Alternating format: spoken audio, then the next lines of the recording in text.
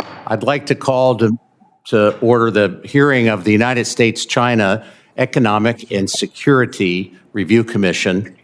We're going to hear today about U.S. investment in China's capital markets and military-industrial complex.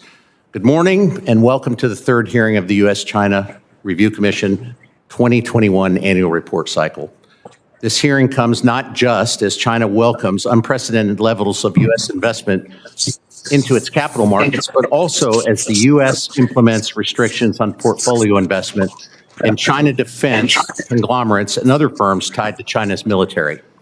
More broadly, it comes to U.S. policymakers as U.S. policymakers consider how to safeguard U.S. national security in commercial relations with China, an increasingly blurred distinction between civilian and defense companies under China's military-civil fusion strategy.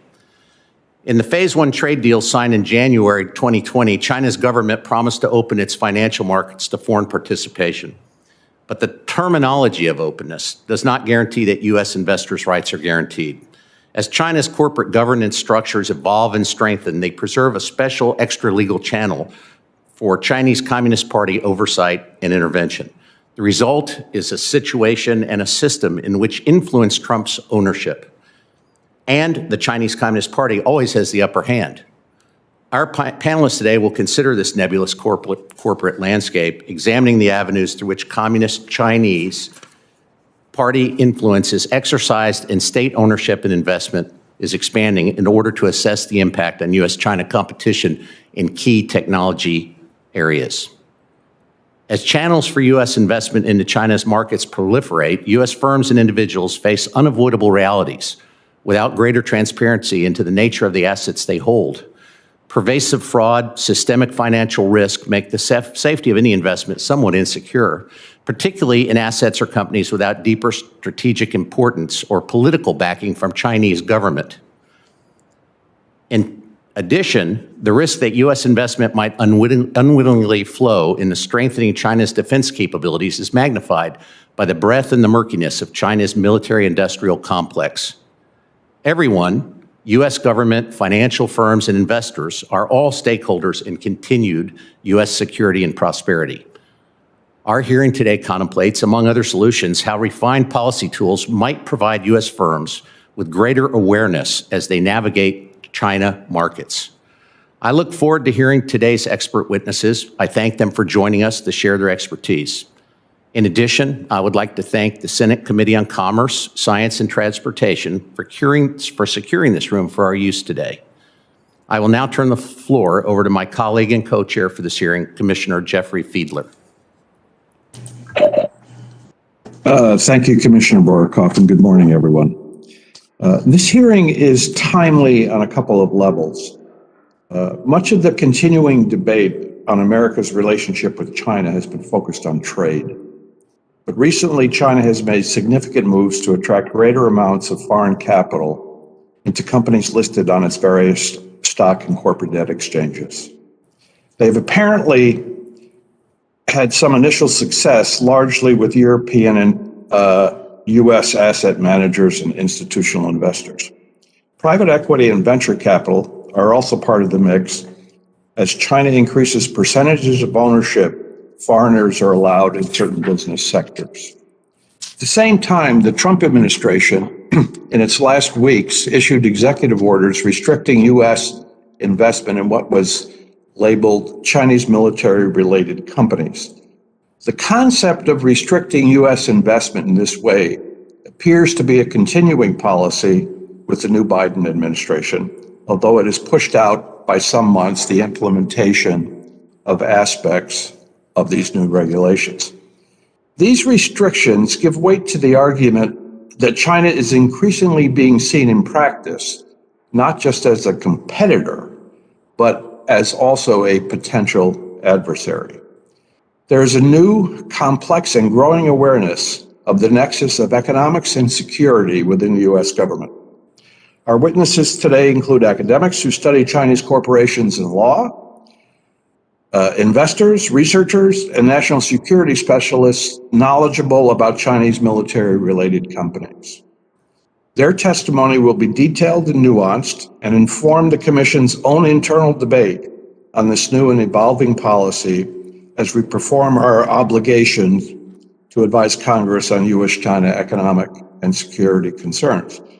Before we begin, I would like to remind everyone that the testimonies and transcript from today's hearing will be posted on our website.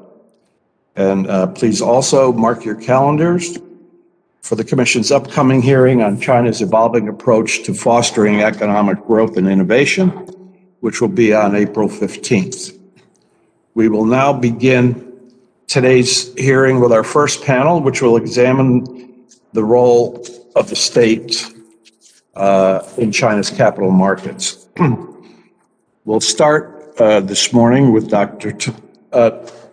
Tamer Groswell-Lazary, academic fellow at Harvard Law School Program on Corporate Governance and an affiliated scholar with the East Asian Legal Studies Program at Harvard Law.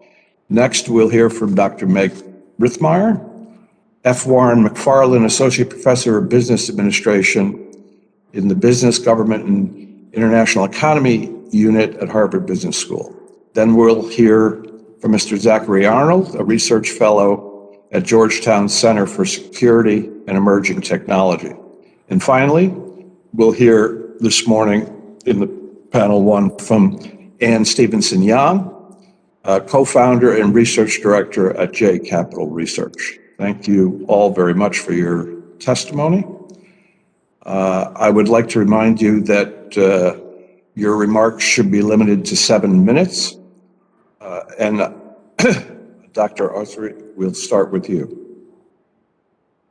Thank you. Hearing co-chairs Borohoff and Fiedler, distinguished commissioners and staff, fellow panelists, good morning. Thank you for inviting me to discuss elements in China's corporate governance landscape. I'm very pleased to have the opportunity to talk about these issues with you today. As the commissioners know well, state and party capacities were part of China's corporate governance landscape throughout its market development process. Such space has been reserved all along, with explicit affirmations from a Chinese party state that it is there to stay. Still, there is certainly a noticeable shift in both respects over the past decade, and especially since President and Party Secretary Xi Jinping rose to power. At the state level, as economic development advanced, the forms and structures through which the state carries its shareholding capacity have amplified and became more complex, yet their overall purpose remains. State ownership is still considered the pillar upon which the PRC's grand system of a socialist market economy with Chinese characteristics lies. Essentially, an economic system that does not aspire for a free market, but rather for one in which market forces play an increasingly expanded role as to improve the underlying economic fundamentals and justifications of continuous state ownership in the service of how China's party state envisions economic development. Aspirations aside, these corporate power structures created over the years powerful firms, individuals, and state bodies with vested interests that now capture the regulatory capacity of the state and limit the prospect of meaningful reforms. The same political economy also often holds back the state's ability to use its shareholding capacity to advance policies at the firm level. Indeed, as I emphasized in my written testimony, while state ownership is commonly portrayed as an easy control mechanism, the reality is far from simple. This, of course, does not say that party state is generally unable to mobilize firms in pursuit of its goals, but rather that such process is not without challenges and not without spending substantial political capital and economic costs. Understanding these complexities can help us comprehend a seemingly contradictory approach towards market economic activity. Series of laws and policies aim to direct central and local state bodies to exercise their shareholding capacity in what official rhetoric refers to as a scientific manner. This approach encourages state bodies to hold share ownership and control to varying degrees in designated industries and key areas. In these key areas, the party state aims to channel its policies more easily and to be followed more strictly, while loosening up control to more market-oriented forces in firms outside these spaces. By and large, I believe that the regime still adheres to this development approach despite the widespread presence of state ownership, which, as some observers rightly noted, have blurred the lines between state and private. Overall, as I elaborated in my written testimony, while the forms of state ownership and control have amplified and became more complex over the past decade, I'm not convinced that the state's level of activism as a shareholder, that is, the actual exercise of its shareholding capacity, has changed much.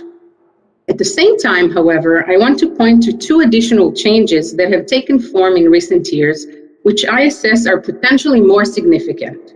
The first is an ongoing process to increase the effectiveness of the regulatory regime as a stabilizing force.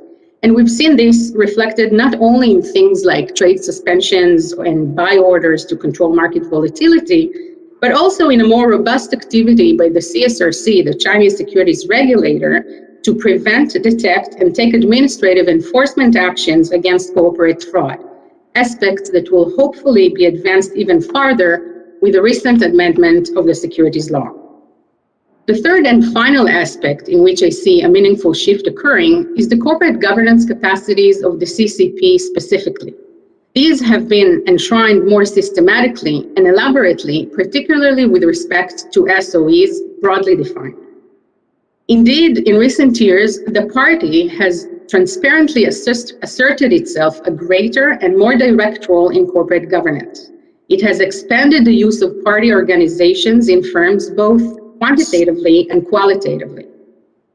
Quantitatively, a greater number of firms today across both the private and public sectors have implemented a long-neglected company law provision to establish a party committee as part of their corporate governance structures. Qualitatively, the roles of these party organizations expanded as well. So far, at least, it seems that the party state has taken a rather practical approach for such expansion. While it has intensified efforts for party building through party-line education and cooptation and so forth, and enhanced its monitoring and disciplinary reach across the market, it seems to be taking a softer approach towards interference in decision-making in the private sector. A mandatory commitment for greater party involvement in decision-making currently applies to SOEs only, and there too is set to follow the same scientifically categorized approach that I pointed to earlier. While it remains to be seen how these capacities are implemented on the ground, from a broad market perspective, these developments reflect that the party state is certainly aware of the trade-offs and the costs of excessive intervention at the firm level, as it tries to walk a fine line between mobilizing insiders and firms according to its priorities, to allowing them sufficient leeway for independent decision-making so needed for growth and innovation, while at the same time also trying to preempt and curb down the economic and political consequences that such leeway brings. Thank you, and I look forward to our discussion. Dr. Ritzmar, thank you. Thank you to the commissioners for inviting me here today and to the capable staff of the commission for getting us all organized. So my testimony will focus on the changing role of the Chinese state in China's capital markets, and in particular, the increasing financial presence of the state outside of what has long been considered the state sector, which typically means states that are firms that are majority owned and controlled by parts of the Chinese state. This expansion of state investment is novel in China's political economic history and really quite recent, accelerating especially since 2015, but beginning really in 2013. It is therefore, in my view, quite early to make confident statements about the effects of this expansion, but nonetheless, several patterns have emerged in terms of the sources and logics that have several important consequences that I do believe I'm able to discuss. So first, let me talk about the sources of state financial investment outside of majority state-owned firms. So the first, which is probably the most well-known, is China's recent industrial policy, and especially Made in China 2025. So as the commissioners surely know, the policy has controversially called for comprehensive upgrading and localization of China's manufacturing capabilities. And the primary means of implementing this policy has been the creation of what are called government industrial guidance funds in strategic sectors, such as semiconductors, artificial intelligence, and electrical vehicles, among other things. The funds are initially supplied by the state at several different levels, so central ministries, provincial, municipal governments, and so forth. And they're meant to be matched by private funds and, this is critical, managed by private capital management companies. The language of the state planning documents makes quite clear that policymakers intend for the industrial policy to be, quote, market-driven and government-guided, meaning combining government steerage, as some have called it, with genuine market mechanisms that they hope work in genuine market ways. It's worth noting regarding the industrial funds that tallying the totals of these funds is challenging for a number of reasons. So first, the funds exist at many different levels of government, and they're constantly changing. So frequently we hear something like Beijing has invested X amount of money in semiconductors. It's actually not Beijing, but a variety of actors that are inside and outside of the state who co-invest alongside one another with different reasons and sometimes with varying levels of coordination or no coordination. Second, the funds themselves are announced as targets, meant to signal the ultimate amount that any given actor hopes to invest in that fund. So the state contributions in this way are seed funding that private or social capital is meant to match. So the actual amount of state funding itself in any given fund can be uncertain. All of that said, the scope of state investment through the industrial guidance funds is quite simply enormous. So a recent estimate is that the total of central and local funds across all sectors is in excess of 10 trillion renminbi. And again, that's going to be focused predominantly on high-tech sectors, but it is in practice distributed quite widely. The second source is state-owned capital and investment in operation. And so these are SOEs or new functions for SOEs that invest widely in state and in non-state firms. This started in 2013 experimentally and sort of solidified around 2018. And the shift is from managing enterprises to managing state capital. And so again, it's the logic of industrial upgrading as well as optimizing the distribution of state capital throughout the Chinese economy. So far, at least 18 central level SOEs and countless other provincial and municipal ones have been identified as these state investment and capital management companies. And lastly, there's the ad hoc, what I call ad hoc, because in fact, there's no evidence that it's coordinated by any planner or policymaker, and in fact can sometimes be evidence of corruption and malfeasance rather than state strategy. And the ad hoc entry of capital has a couple of different sources. One is open market nationalizations, which since 2015 have occurred at a rate about 10 per year, which doesn't seem like a lot, but in terms of the push towards mixed ownership reform, we're seeing the opposite, which is instead of private capital entry into state firms, we see state capital entry into private firms.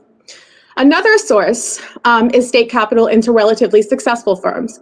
And this critically well predates the 2015 benchmark that I gave for the large-scale deployment of state capital in the non-state sector. So recent research and corporate filings and detailed work on shareholding in China's largest and successful firms shows what many of us have observed anecdotally for years, which is that firms in China who have met with success have at some point received significant investment from state-connected firms or state-connected individuals. So what is the logic or intention of these changes? So rather ironically, the logic, even according to state documents, the economic rationale for extending state capital into the private sector has been to provide a fix to other institutional and economic problems generated by the outsized influence of the state sector. So what the state seems to want is industrial upgrading and innovation, and it doesn't seem to trust traditionally state-owned enterprises to be able to do that kind of innovation, yet it also does not seem to trust the non-state financial sector to allocate capital in a way that does not generate excessive risk for the state. So as the state has clamped down on shadow banking and other forms of corporate debt, because it's been alarmed about the emergence of those trends, it's offered itself as a financier to the private sector because of these dual desires for risk management and industrial upgrading and growth. This distrust of the non-state financial sector should be understood as a major reason for the extension of state finance and state minority shareholding. So our research shows a massive expansion of state shareholding in 2015 as a result of the efforts of the so-called national team to arrest the collapse in asset prices that year. The logic here, and in many cases, is about maintaining economic and financial stability, so risk management rather than any long-term strategic planning. So what are the effects? So briefly, let me give two ideas about what the effects might be on China's political economy. So without getting too professorial, the first effect would be the introduction of new state agents and therefore new problems of control.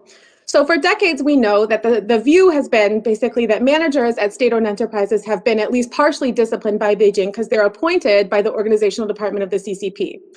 But clearly, managers at private firms and managers of private capital or managers of state capital that work at private firms are not subject to the organizational department of the CCP. So it's not clear how exactly they can be disciplined to carry out the state goals. So let me be very clear about this, that there's a tendency to assume that a firm has state capital and therefore is an arm of Beijing, but this assumption is incorrect. Examples abound from large investment companies that have entered state receivership, like China Minsheng Investment Group because of their own mismanagement, to even high-tech sector entrants that are really just frauds trying to manipulate state policies for personal gain. So second is that state shareholding introduces enhanced monitoring capacity for the state. So the expansion and perceived expansion of financial risk has motivated the party state to seek this greater monitoring capacity over non-state firms. So lastly, let me just say a few words about US policy that I hope will be helpful to the commissioners as you consider how to deal with these new trends. So first, it's my observation that American financial firms, especially those who participate extensively in China's A-share markets under the QF2, or the QFII, the Qualified Foreign Institutional Investor Program, are savvy observers of China's markets and the state's mechanisms for intervention. And it is not my assessment that they are in need of protection via US policy from the unique political economic features of Chinese markets. And lastly, at least so far, the increasing presence of state capital outside of majority state-owned firms is best understood as a pathway, but a potential one for state intervention in firm affairs. As the commissioners surely know, the Chinese legal landscape has in recent years expanded the state's legal purview for intervention. We don't yet know how these laws will be enforced, but the potential for consequential state intervention is clearly there. And I would read state minority shareholding in the same way, as a pathway for potential influence rather than surefire evidence of state intent and control. Thank you.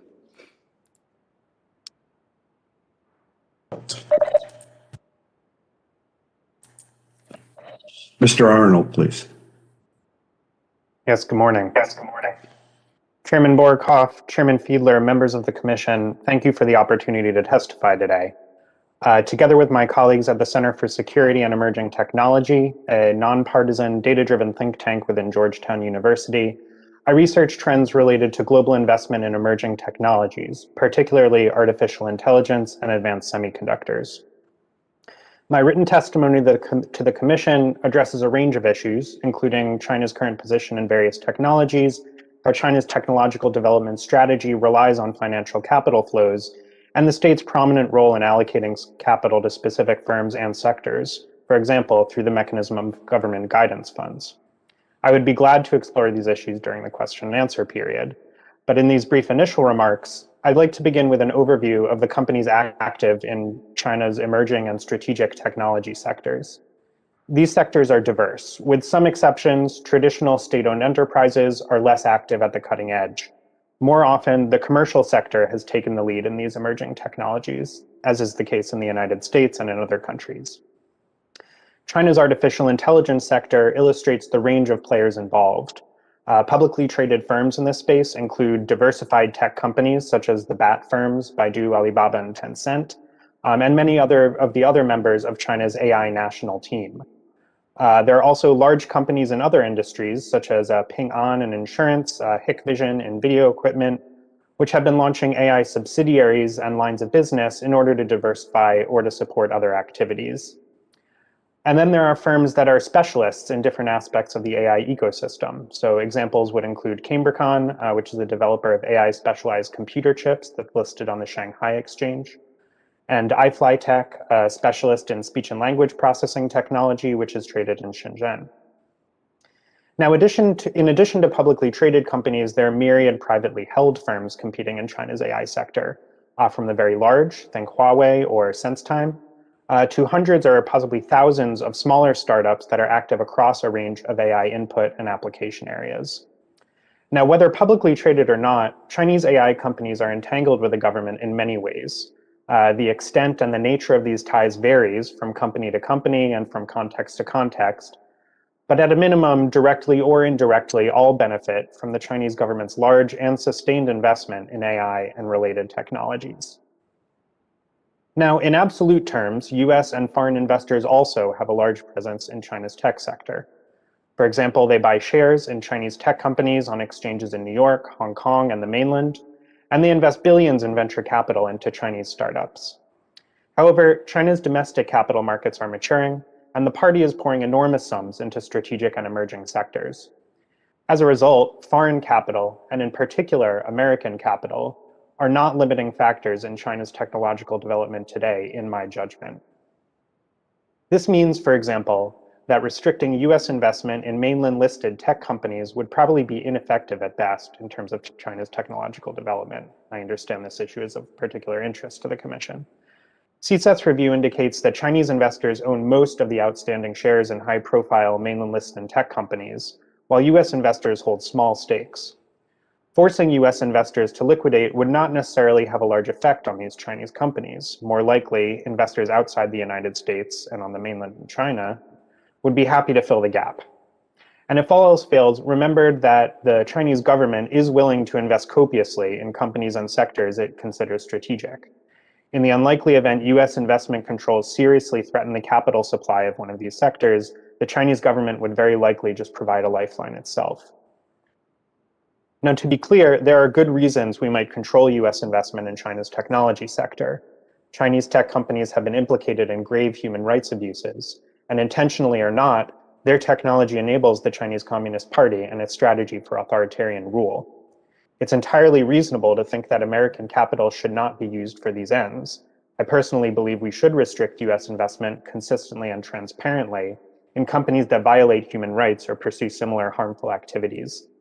But we can't assume that these policies will materially affect China's technological development, especially in the medium and long term. Now, to the extent investment controls are imposed, US policymakers do have some ways to make them more likely to have an impact.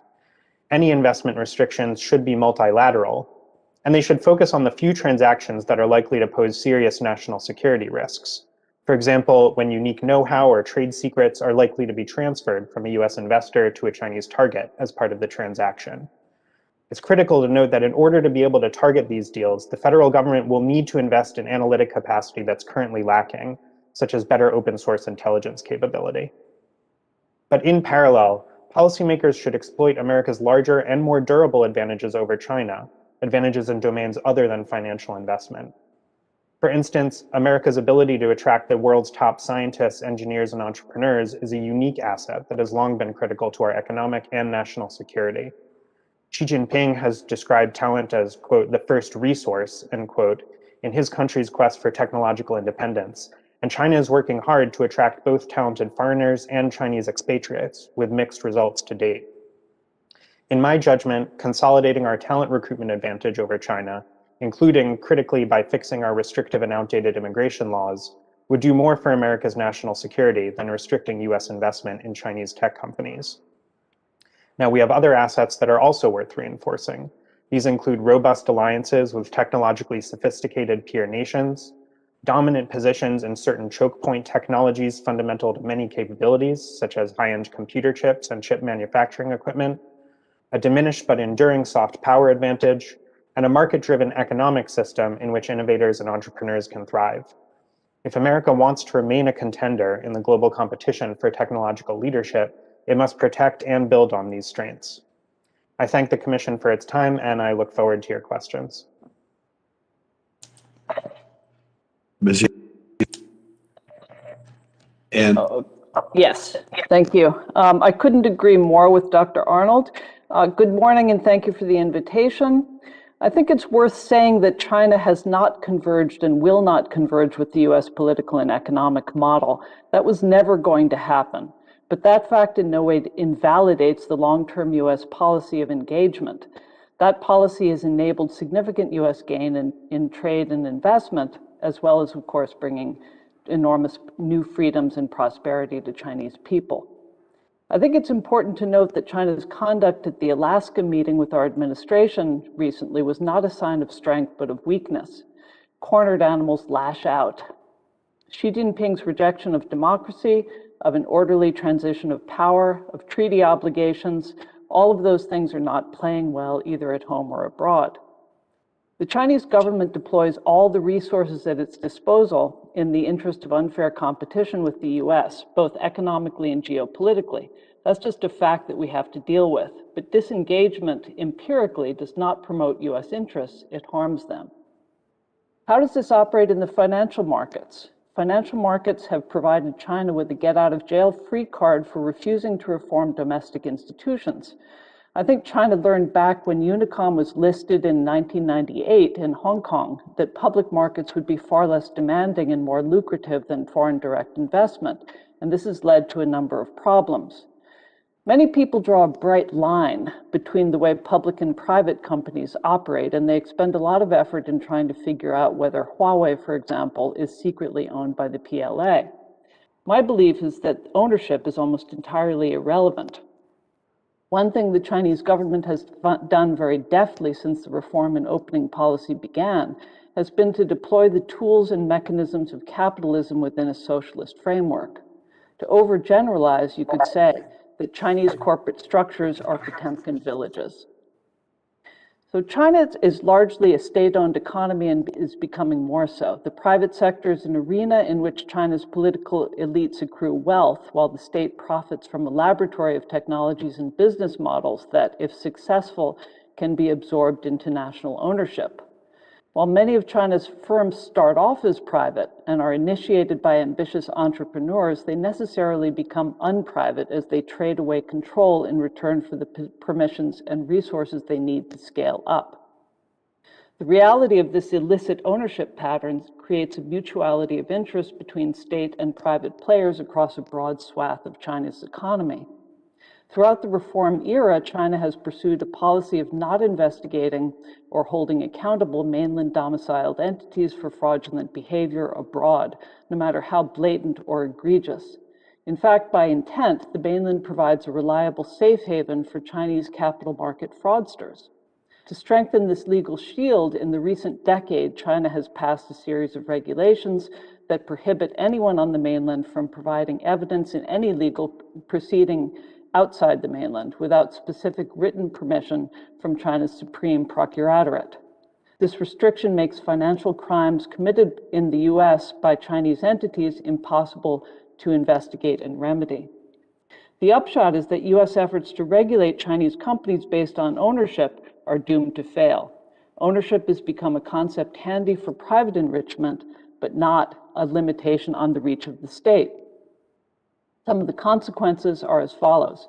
One, Chinese companies that go public have strong incentives to fake results. There's no legal liability.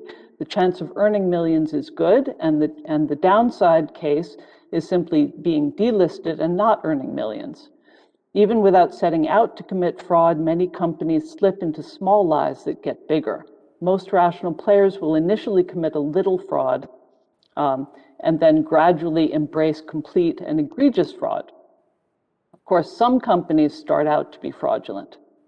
Second, China has no incentive to allow US regulators and auditors to access the working papers of mainland enterprises to assure their accuracy and compliance with US requirements. Third, the approval requirement for businesses and the need for business scopes to be affirmatively declared remain the silver bullet that enables the Chinese government to sign international market access agreements but not provide market access. Fourth, intellectual property protections remain extremely weak. There's a basic mismatch between short-term bureaucratic incentives and the longer-term resource commitments required for technological success. There's a powerful incentive to steal IP and scale up quickly with copycat products.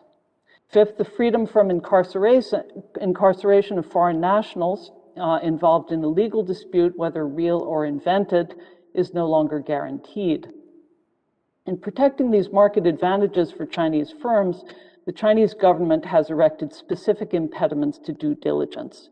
Some of these are as follows. One, the 2010 Law of the People's Republic on Guarding State Secrets attaches draconian penalties for transferring information the government considers sensitive overseas, including by sending an email to someone outside of China or via an overseas hosted email server like a Google or an AOL server.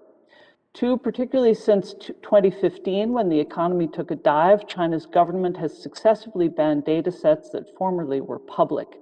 These include financial statements from companies, detailed trade statistics from customs, detailed banking records. 3, local governments massage or fail to disclose critical data on real estate, consumer spending, and foreign direct investment, among other subjects. 4, under pressure to meet economic targets, trade associations often distort the collection and reporting of economic data. And 5, listed Chinese companies seeking to boost their share prices inflate results without consequence. Ironically, this adds to pressure on US public companies to report rosy results because they will be in line with their peers. So there are a number of different remedies that can be taken. Briefly, I think the practical remedy for fake data on a macroeconomic level is to grant American researchers unfettered access to conduct surveys, a right that's been constrained by the law on conducting surveys, supervised by the state statistical administration. 2, on a corporate level, US investigators in a legal proceeding need to have the right to interview individuals and review financial records of all sorts, including tax records, audit papers, invoices, and communications. And I have a number of other remedies, but I'll stop there because I see my time is up. Yes, thank you very much. We will now begin Commissioner questioning in alphabetical order, last name of commissioners, and I will include the chairs and co-chairs in the normal order. So Commissioner Bartholomew is first. Is she available? She doesn't appear to be here yet. Okay, Commissioner Borokoff. Thank you very much. First, let me say thank you for the testimony that you all just gave. It was very enlightening, and I'm very thankful that you all have taken the time and the effort that you did to send in your testimony and then appear here today. My first question is for Mr. Arnold. I was impressed with some of the things that you said and wanted to ask you to expound a little on two things. It seemed to me that what you were saying was it's well and good to punish companies that do the wrong thing and countries that do the wrong thing, but that, in fact, restricting capital, and I think all of you may have said this to some extent, restricting capital investment in China might not work simply because they'll go get the money elsewhere. And in your testimony, Mr. Arnold, you talked a little bit about sea turtles and human capital. And you also talked a bit about, you all talked about the fact that we can't analyze what's happening over in China that easily. Would you mind expounding to me a little bit about what I think you're saying is we need to work in our own shop and improve at home what we need to do to retain talent, and we need to be a little bit better about how we analyze what's happening over there rather than try to force them to tell us. Would you expound on that a little bit, please? Certainly. Yeah, no, I appreciate that. I guess I'll go in reverse order. First, our understanding of what's happening in China and China's technological enterprise, and then maybe a little on human capital. Our understanding of China's sort of S&T enterprise, science and technology enterprise, is fairly limited. I think it's especially limited when it comes to technologies that are most sensitive from a defense or national security perspective.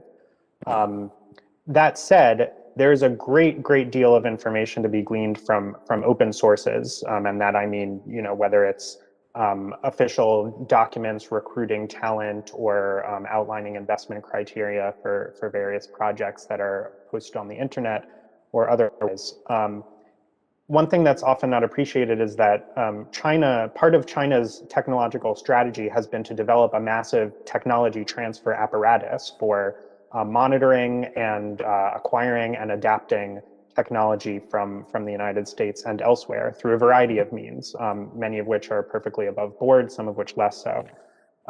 We have no comparable apparatus for understanding the developments in China, which in many cases are very quick these days, and certainly some of their sectors are at the cutting edge. I think greater investment in open source intelligence would both enable us to just have a better handle what's going on, which is useful for a variety of policy measures. But in this context specifically, help us to target what are probably a relatively small number of companies with especially tight or sensitive ongoing links to the Chinese military-industrial complex. On talent, I think this is probably one of America's most durable and most critical advantages, including over China in the global technological competition. We've seen this in results out of CSET, for example, suggesting that a very large proportion of US science and technology talent is Chinese, and when given the opportunity to stay here, they do and innovate and contribute to the economy. And China also recognizes the brain drain from China to the US as a critical deficiency in its technological strategy. So I would agree with you, Commissioner Borkoff, we really do need to double down on this particular capability, whether that's through shoring up research and development in the US or critically through improving our immigration system.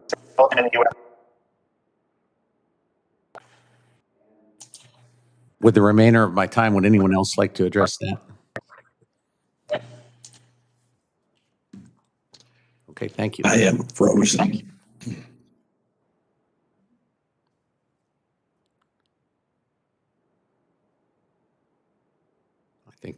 I think we lost Commissioner Fiedler.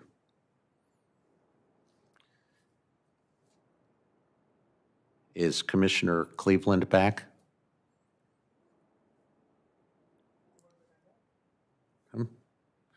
Okay, I think given that, we'll ask Commissioner Goodwin if he's ready. Would you like to ask a question? Sure. Thank you very much, Mr. Borkoff. And no, I missed the panel. No, forgive me. I made a mistake. Commissioner Cleveland's right here. Please go right ahead. I defer to you if you would like to. No, please. Okay.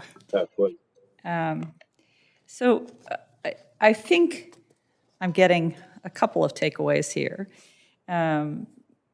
If I could consolidate what I heard, and please correct me, that there is an increase in investment by the state in the private sector.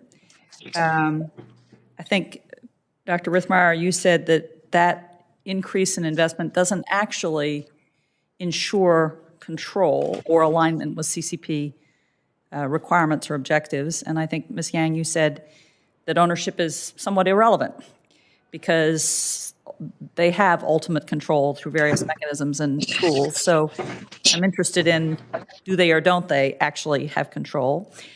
But I'm most interested in your characterization of the competition between central authorities and provincial authorities. And I think, Mr. Arnold, you characterize it as everybody wants a biotech industry in their backyard. Everybody is trying to use these government funds to attract talent and build out emerging technology capabilities. So those were the three key points that I heard. But I'm interested in, does it lead to state control? Does investment yield any real benefit or make any real change? And then this, the potential tension between provincial and central interests. I think one of you went so far to, I think Professor Griswold, you mentioned that there were factions challenging central control. So if you could address how firm or meaningful is control from the central authorities to regional or local authorities, and whether there are factions competing that in any way challenge Xi and the CCP.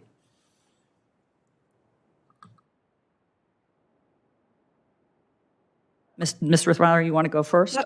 Sure, I'm happy to start. So first, I completely agree with Ms. Stevenson-Yang that the distinction between the private sector and the public sector is no longer relevant, and that U.S. policy, or for that matter, Academics looking at how firms behave should not see the main division as one between ownership. It's less about ownership and more about influence.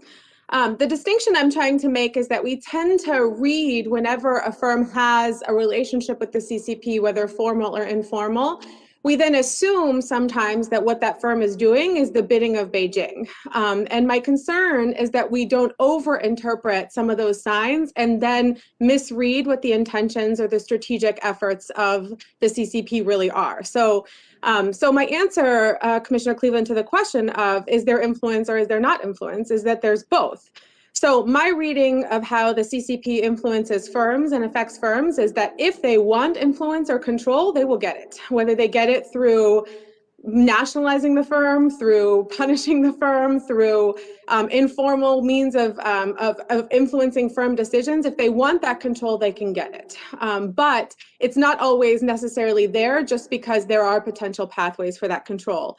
And then in terms of the outcomes, does it mean that, China will, quote unquote, succeed, say in industrial upgrading or in innovation, or will they fail? They'll do both at the same time.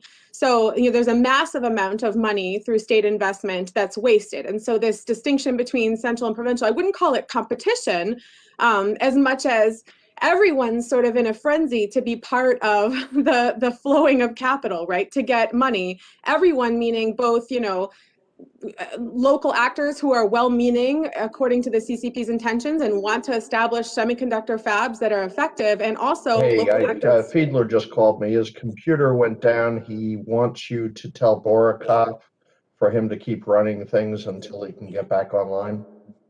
Okay, so I'll just keep going. So it's not so much competition, but that everyone wants a part of it, including people who want to basically hoover up as many renminbi as they can for their own personal accounts, and local governments who want to have successful semiconductor fabs. So there will be tremendous waste, fraud, and subversion of Beijing's interests, but of course, some firms will succeed, and the CCP will definitely find those successful firms and incorporate those into its interests. I guess my main message is that we shouldn't necessarily see everything that the CCP is doing as highly strategic. It's often a series of grand mistakes and experiments.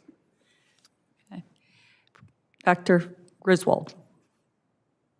Yeah, so I couldn't agree more with Professor Riethmeyer. And I think, correct me if I'm wrong, Commissioner Cleveland, but I think that basically with your question, you're trying to ascertain how can we envision or expect that there will be interference in decision-making? When will that happen? And I think that there are two aspects to this question. One is,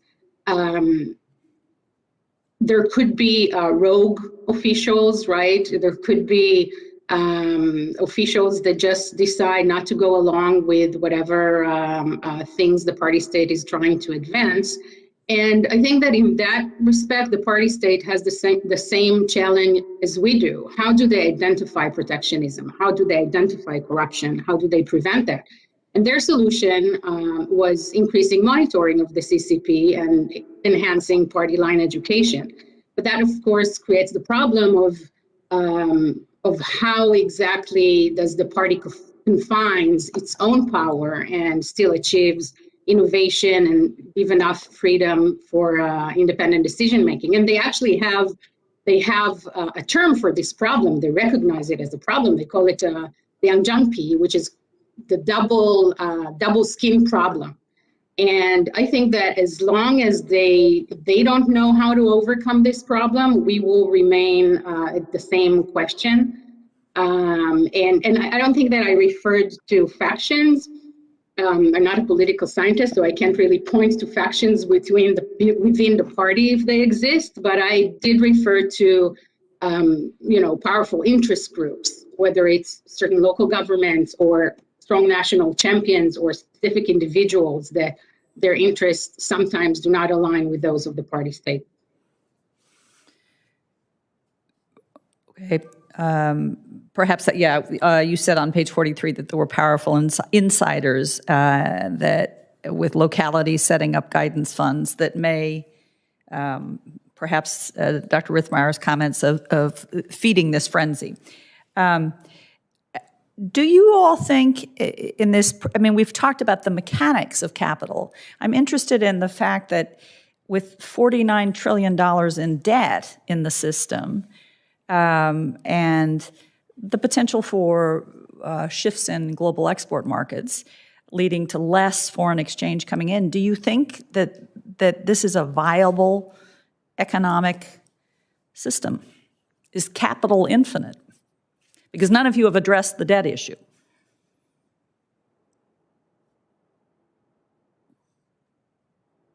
Well, I guess I'll take that first since nobody else seems to want to. This is clearly a key risk for China and the governance of the party. I think that the place where you see the risk is in the value of the renminbi. The key risk to the expansion of debt in China is capital flight, and capital flight is constrained by the value of the renminbi. So right now there are plenty of assets that can still be obtained overseas, but China has clamped down a lot on capital flight by private firms like Anbang and Alibaba and so forth, and this disturbs a lot of people. I think that it's very difficult to determine ultimately what the debt limit is, but the way we're going to see it is when the renminbi goes to 10 or higher. And that will happen, I think.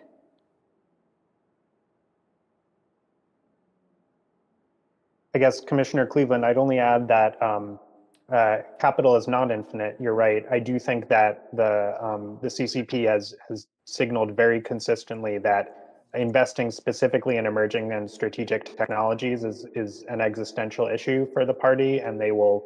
I would expect that they would wind down other forms of investment before they would reduce those flows of capital materially. Okay, it's time for us to move on to the next commissioner. Commissioner Fiedler is having some difficulties, so we'll go to Commissioner Goodwin. All right, thank you again, Commissioner Borkoff, and thanks again to the panel for their great testimony. I'd like to return conversation to subject of these investment restrictions, not only in the mainland, but in some of the other international exchanges as well. Obviously, any sort of restriction like this that we want to put in place needs to be grounded in reason, rationally tied to reasonable objectives and reasonable in scope, and hopefully effective in meeting those objectives. Obviously, Mr. Arnold, as you point out, perhaps irrespective of the efficacy, there are still good reasons to have some of these restrictions on place to limit availability of American capital in certain companies. But at a minimum, I would hope when we're measuring how effective they are, it would have to include the ability to withstand judicial scrutiny. And just last week, the U.S. District Court for the District of Columbia actually entered a preliminary injunction against the government on behalf of Xiaomi, I believe a smartphone manufacturer, effectively blocking the executive order's restrictions from going into effect with regard to that company. My sense is that many of you have expressed some concerns about the lack of groundwork or foundation that was laid for the restrictions contemplated in that executive order, 13959. And now federal courts are doing the same, at least based upon the more exacting standards of federal law.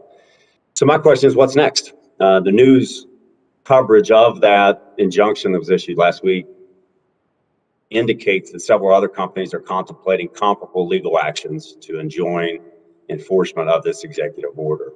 If that happens, if additional cases were to be filed and successfully block the restrictions, how should the administration respond?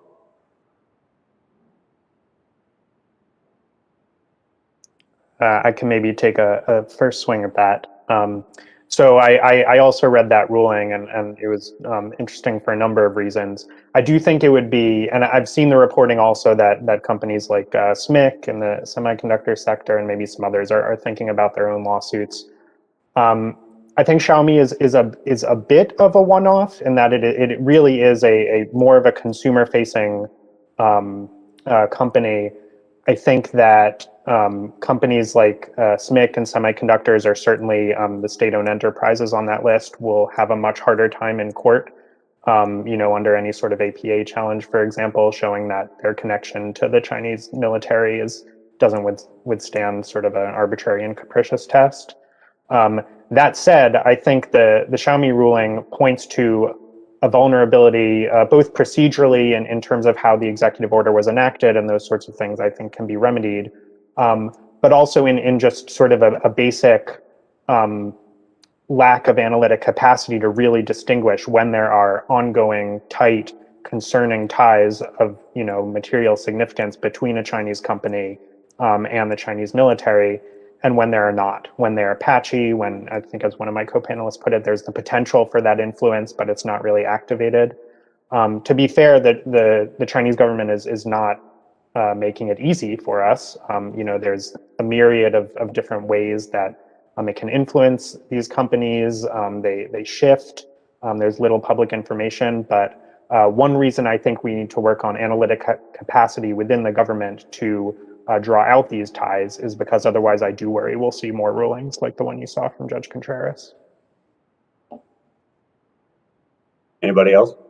Yeah, if I might just add one thing, Commissioner, is just that I actually think that's a productive process to have Chinese firms enter a legal process to prove that they have no connection between the Chinese state, right, and their business structure, because that's one opportunity that we do get to get clarity on that process, and it incentivizes Chinese companies, right, to make that presentation of their corporate structure and of their decisions. And so there was a world 10 years ago, maybe more, which SMIC, right, was swearing up and down it had no relationship to the Chinese government and was therefore welcomed in U.S. supply chains. And so, in a way, having some sort of means of getting Chinese companies themselves to produce that due diligence, to show and incentivize them to do that, I think is a beneficial outcome of U.S. policy. All right. Thank you very much. And now, Commissioner Camphausen.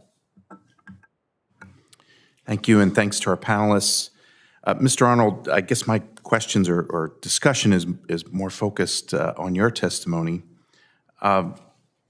I sensed in your written testimony, at least, a lack of acknowledgement of the role on the part of the Chinese entities to taking intellectual property or coercing tech transfer through means that, somehow are a process to gain market access or whatever. In the opening part of your statement, you talk about surprisingly fast development on the part of Chinese entities, and you cite military aviation, and the citation is about the J-20. Well, in American national security and intelligence community circles, the J-20 is kind of a great case for how Chinese espionage has taken aspects of the US F-35 and incorporated into the J-20. And so I hardly think that's a case of terrific advancement on the part of China in the field of military aviation. You mentioned to Mr. Borokoff the conditions of IP protection, and you also made mention in your oral testimony about trade secrets.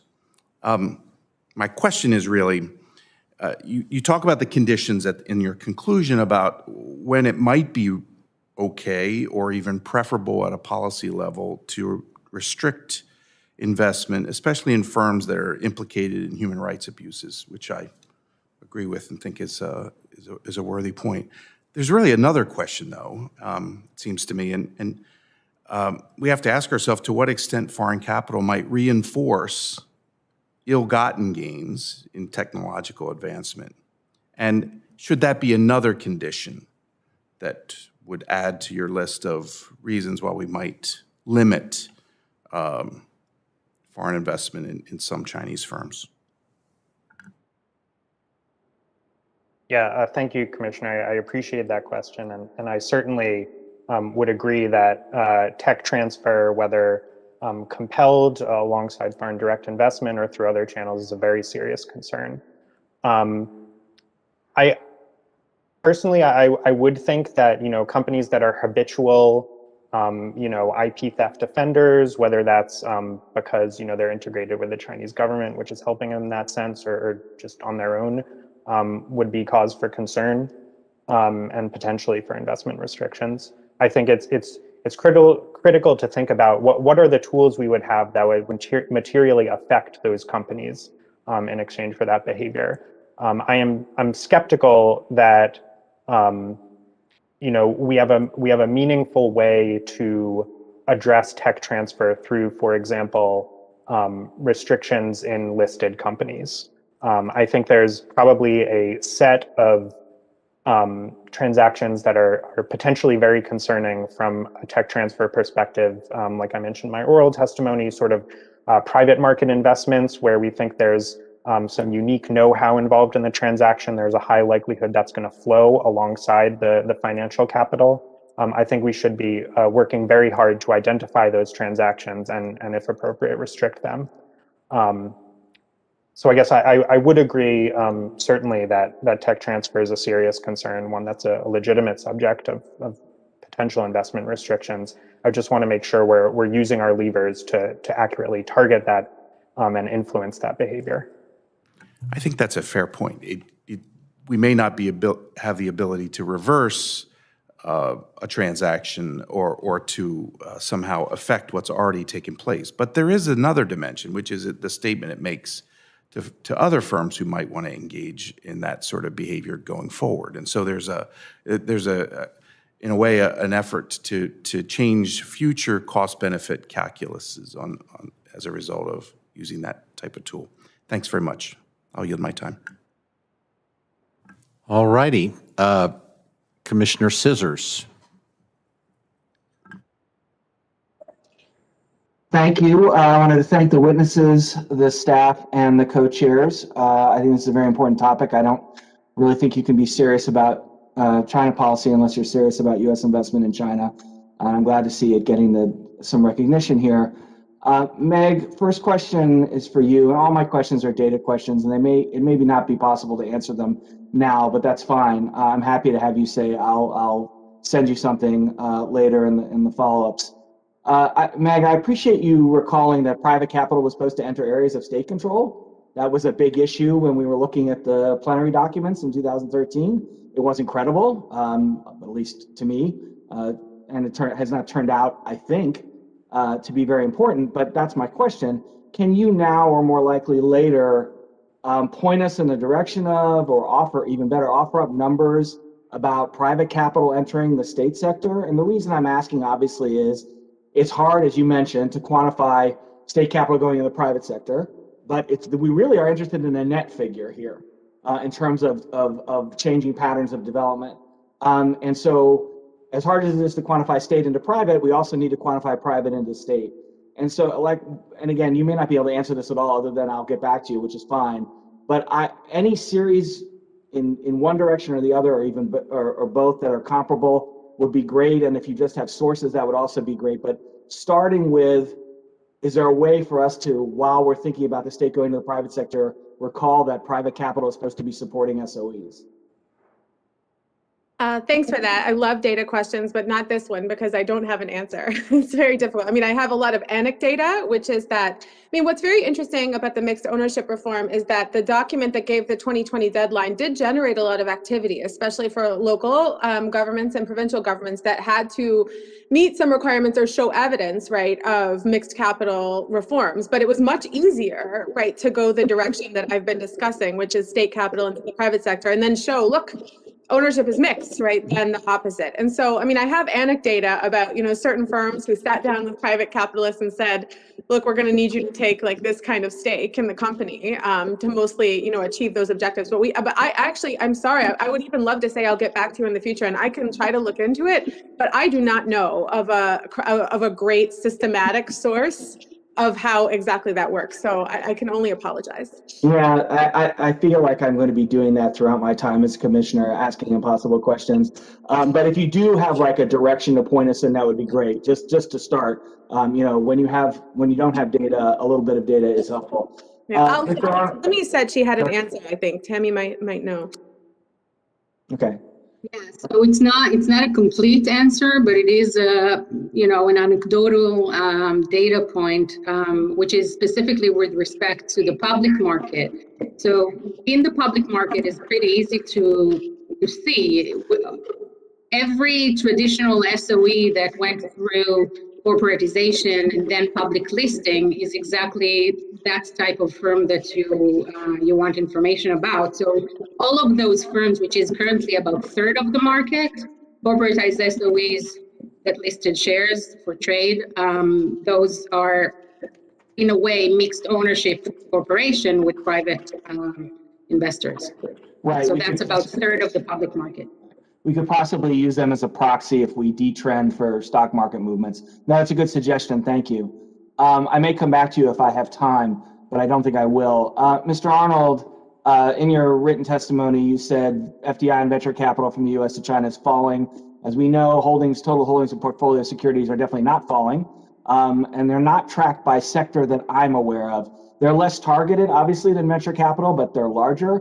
Do you happen to be aware of sector numbers that are, either portfolio holdings or including only portfolio holdings or including portfolio holdings and routed through offshore sources or not? So some sort of breakdown of portfolio holdings of Chinese securities by sector. Do you happen to be aware of any breakdowns by sector in that area?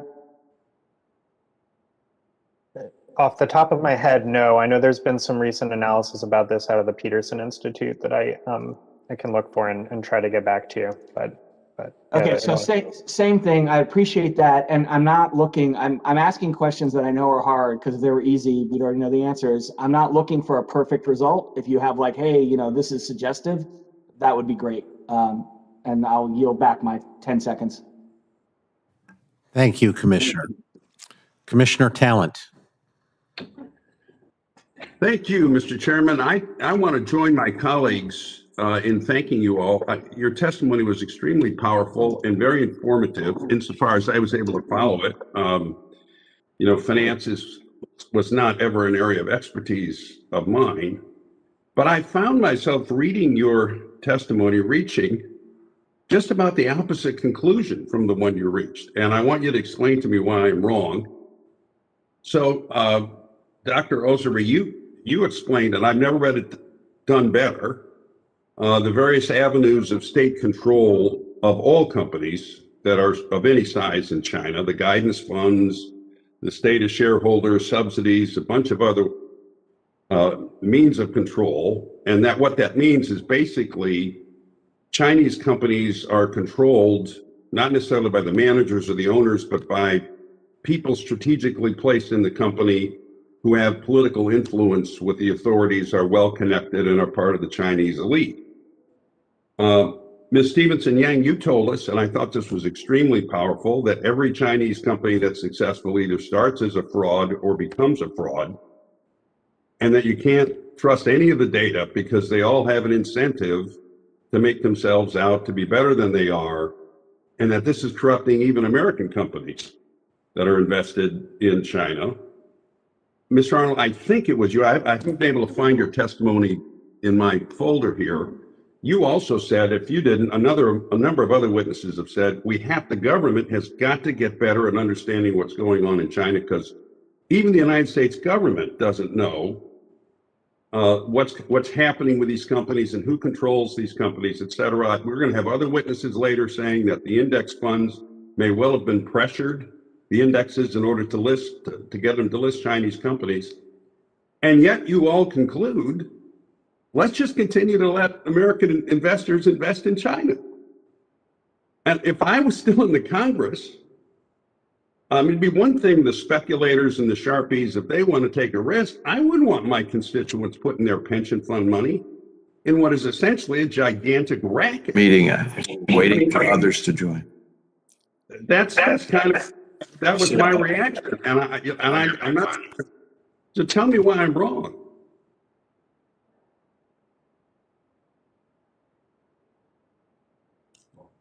You want me to take a swing at that one? Yes, Dr. Because I'm the one who's more engaged in finance.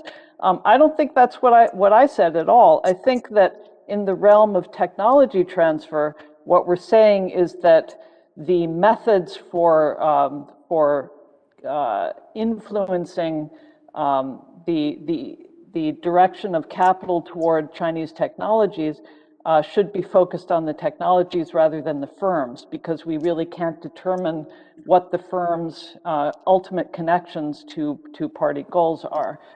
In the realm of finance, I think the real issue is not so much technology transfer as fraud and the security of American investors. And I think that is the realm of the SEC, and the SEC should take a much more active role in requiring, for example, PCAOB access to Chinese records, or else they will delist Chinese firms. I know the Kennedy bill has already done that, but I think it should take effect much more quickly. A 3-year effective period really doesn't do anything. And there are a number of other measures as well. I think that Chinese firms basically need to be delisted. Well, I completely agree with that, except I don't think Beijing is going to let us, impose in China the kind of regulatory or other safeguards that we have here in the United States and in other parts of, the democratic world, and even the non-democratic world is really participating in the world economy, on a good faith basis. I asked the question, and really it's a sincere question. I mean, and not so much from a national security standpoint, because I hear what you're saying there, that look, they're going to get the money someplace anyway. But from a standpoint of investor protection, well, yes, please, Dr. Ozer. Yeah, so I'm going to talk about money flowing there rather than money coming in, because Ms. Stevenson-Young also already addressed money coming in. I think, and Commissioner is rightly concerned about fraud issues. I think what I hear in your question are two concerns. One is the issue of fraud, and the other is the issue of state presence, which might infer that firms are not directed to economic maximization goals, and therefore you're concerned for constituents and so on. I think that we need to remember that investors' interests do not necessarily align with government interests. We might be able to align them better. That's a point for discussion. But in terms of their economic interest, I still think that we should leave to professional managers to decide where money should go and which risks are worth their time and which risks are worth their money. We still need to remember that in the Chinese market, there are significant processes that are meant to deal with fraud and with corruption and all these issues. The Chinese government is risk averse, as we know. And so we do see some improvements there, and it's important to remember that. As one investment manager once told me, they treat Chinese possible government interference, it's the ESG with Chinese characteristics for them.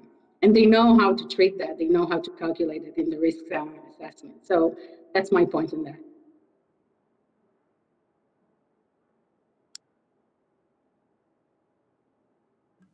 I see that Commissioner Fiedler's back. Would you like to rejoin? No, yeah, I'm sorry, I had to completely reboot, have no idea what happened. I apologize. Jim had not completed his comments. He was on mute.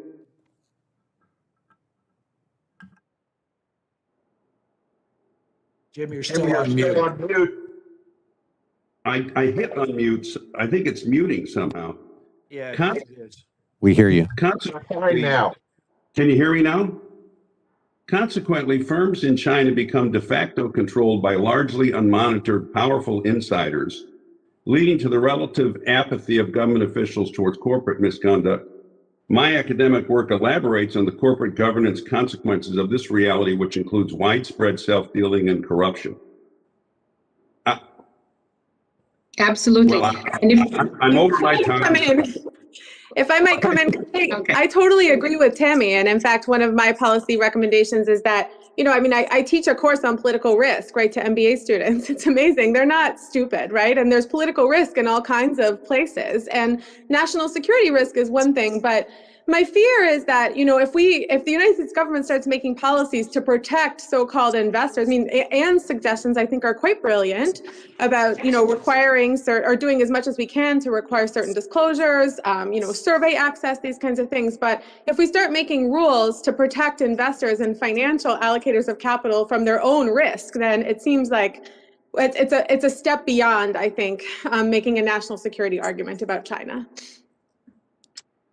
I appreciate Just it. Thank if I you, may, yeah, please. just if I may, all right. because Commissioner quoted from my testimony, and I just want to, make it for the record. Yes, indeed, there is a widespread self-dealing, widespread corruption. We all know that. But at the maybe next page of that testimony, I also talked about all the means that the party and the state are implementing at the market level to try and combat that. And part of it is the monitoring within enterprises, which we can maybe judge based on a normative level, and there's a lot of problems with that, but it doesn't mean that the party just, the party state just let everything loose and let's abuse shareholders as a policy. All right, thank you. Okay. Thank you, Mr. Chairman. Yes, Mr. Wessel. Thank you all for being here. And I'd like to pull on the thread that Jim just exposed for a couple of minutes because I agree with him. And Dr. Rithmeyer, I certainly understand how investors should be able to judge their own risk. Although the theory of the 33 and 34 Acts is that there should be adequate information. And we've heard, I think, from a number of you today, as well as I think we all know, whether it's PCO, AOB, or other issues, the opacity of being able to actually know what's happening in China. I heard today, in fact, comments that raise increasing concerns for me. In the past, we've had witnesses indicate there really is no private sector because there's always some, influence of the state, one way or another. But today I heard that the fact is that success begets more government involvement. You become you are under higher focus, more governmental influence to both harvest the benefits of your activities as well as potentially rein in abuses, etc. So from the 33, 34 Act, etc., I'm a normal investor, I'm not reading on a daily basis what individual Chinese firms may be in a mutual fund. It doesn't seem that it's working, is it? No, to be clear, there are, this issue of, I've also written about, about fraud and corporate governance problems. And I think Anne put it really well, corporate governance structures in China are a bit of a Potemkin village, and that they've adopted, both for state firms and for non-state firms, the veneer, right, of modern corporate governance and a modern regulated financial system without actually giving teeth to those regulations or giving power to minority shareholders. Or regulators, among other things. So I'm not saying, and I think this issue of, whether Chinese firms should be allowed to list on American exchanges, what I think would be a great set of concerns, right? And you're policymakers, I'm not. I'm only an academic, right? how to craft policy is, that's not what I do. But thinking about what are the positive inducements, if they're possible, to get Chinese firms to agree to those rules and to push maybe even domestically within China for greater transparency, more of the regulations that our investors would need to be protected and Chinese minority shareholders would need to be protected. And so I think, I guess I'm wary of saying, for national security reasons or something, or to protect investors, we should ban all investment in China. The issue of Chinese firms listing in American exchanges, I think, is totally different, and I would support delisting in most circumstances. Well, but let me step back a minute because, from your comments and also those who argued for China's succession to the WTO indicated that, engagement would yield, freedom, democracy, adherence to Western norms, et cetera. I don't, think that 20 years in, all the proponents' wishes or hopes have come about. And I think we've seen from both the Trump as well as the Biden administration, the early comments and activities, for example, in Anchorage yesterday, that China is a strategic competitor. How far you want to go beyond that, I leave it to you. But are offering capital to China, meaning investing in China, not their ability to list here, is helping them in certain ways. Yes, there may be other investors that come in, but U.S. investment is fluid, it's massive, and it's a good housekeeping seal of approval. Should we reset and say no new investment until we see certain reforms? It seems like we're rewarding them for, being bad actors. We're rewarding them for, what many view as genocide in Xinjiang. And now we're doing a one-off policy to forcing us to prove in most instances bad performance, bad actions. It seems like we have this backwards. Do you agree or disagree? Dr. Rithmeyer, I'll focus on you first and then welcome anyone else's comments. I'm wary of putting any specific policy in the grand arc of engagement. Did it work or did it not work? And I don't think. I think what you I guess should ask is the U.S. government prepared to quote unquote protect investors from every emerging market or market where there might be political risk?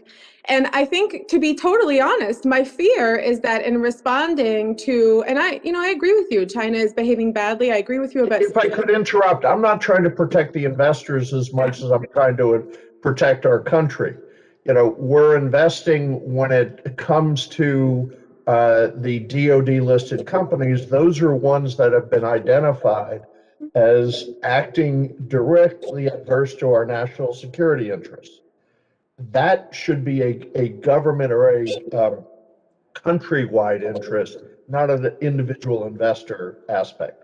Exactly. I think that's exactly the distinction that I would want to make. So what is a national security interest versus what is a policy saying no one can invest in China, period, because we're worried that China's markets have too much fraud and corruption and we have to protect investors from themselves. I don't want to see the US government become the Chinese government by overprotecting people in response to its actions. But for the DoD and the entity list companies, it would be appropriate to restrict from a public policy perspective investments in those companies. Understanding there has to be due diligence about the listing itself. No argument there. But if those companies are identified in law by the legal standard as being adverse to U.S. interest, it's appropriate to take action, is what I heard you say. Is that correct? It's a bit beyond my purview, but it doesn't seem unreasonable to me, no. All right, thank you. Okay, I will go to Commissioner Wong before asking myself questions. Thank you, Mr. Chairman. Thanks to all the witnesses for your cogent testimony and the questioning today. I really enjoyed it. Dr. Rithmore got into this just in the recent questioning with Chairman Wessel, but I want to just make sure I understand the distinction you are making. When you say that the investors currently, or the savvy investors, these institutional investors, that they are sophisticated and going in with eyes wide open with regard to the opaque nature of Chinese companies as well as the risk of political intervention, the political risk, as you mentioned. You are not saying, however, that they have an identity of interest with the national security interest of the government as a whole. They may factor in reputational costs to them as institutional investors. They may factor in legal exposure with the existing national security restrictions that exist, but they do not. You're not saying that they are going in with eyes wide open on the national security and human rights implications of their investments. Absolutely correct. That's exactly the distinction that I'm trying to make. That, yes, that's exactly right. Okay, thank you. Question, Mr. Arnold, I read with interest the section of your testimony about targeted restrictions on individual deals. Now, you had other suggestions that were kind of broad and more towards our overall competitiveness, and I think those are very good and cogent. But on this targeted idea, your proposal seems to be focused on building U.S. government capacity to basically have market-wide information to find those individual deals that might pose acute national security or human rights problems.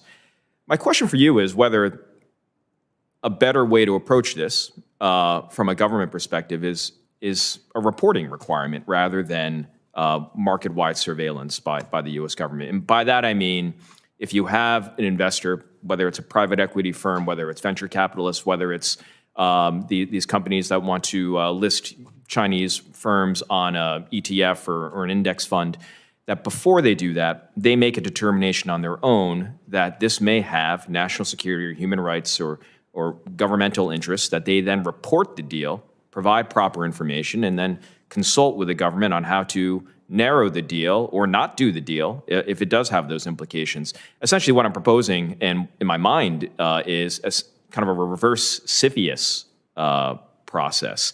And again, it could be voluntary, but enforced with the threat of post hoc action by the U.S. government if we do find this deal to be at a later point unsavory or detrimental. What do you think about that? I mean, is that unrealistic? Is that workable in this context? So I do, again, appreciate that. I do think some sort of reporting up from the private sector, would potentially make sense as a mechanism here. I think there may be two caveats. The first is that, you identified CFIUS as a system that works, a similar way. I do think it's generally perceived and accurately perceived that sort of foreign investment into U.S. companies may, in general, pose more of a technology transfer risk than the other way around. I think there probably are U.S. To China investment transactions that do pose similar risks, but I would guess it's less common, fewer and far between. So you would want to calibrate sort of the burden of the reporting requirement to the risk. The other thing I would say is that honestly, even sophisticated actors, considering investments in China, may not be fully aware of the national security implications, of the deal, just as, honestly, the U.S. government may not be in many cases. So I think you'd want to make sure it's a process that could elicit a give and take with the government, as you note. And I think in order for the government to play a productive role in that process, much more analytic capability would be needed than I think we currently have. Yeah, I definitely think more analytic capability, more investment in that expertise is warranted. But if this reporting requirement existed, it would essentially shift the burden over to the private sector, to individual deals, to people who are closer to the deal, when they would have perhaps some give and take, not just between the U.S. government and the investor, and the U.S. investor, but between the U.S. investor and the Chinese entity itself.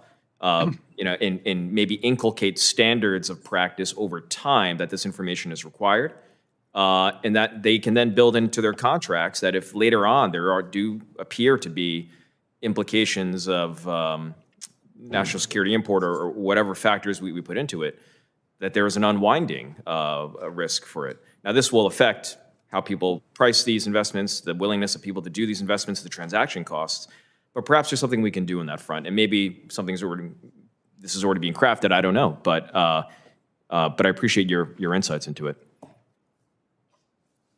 Yes. Tammy?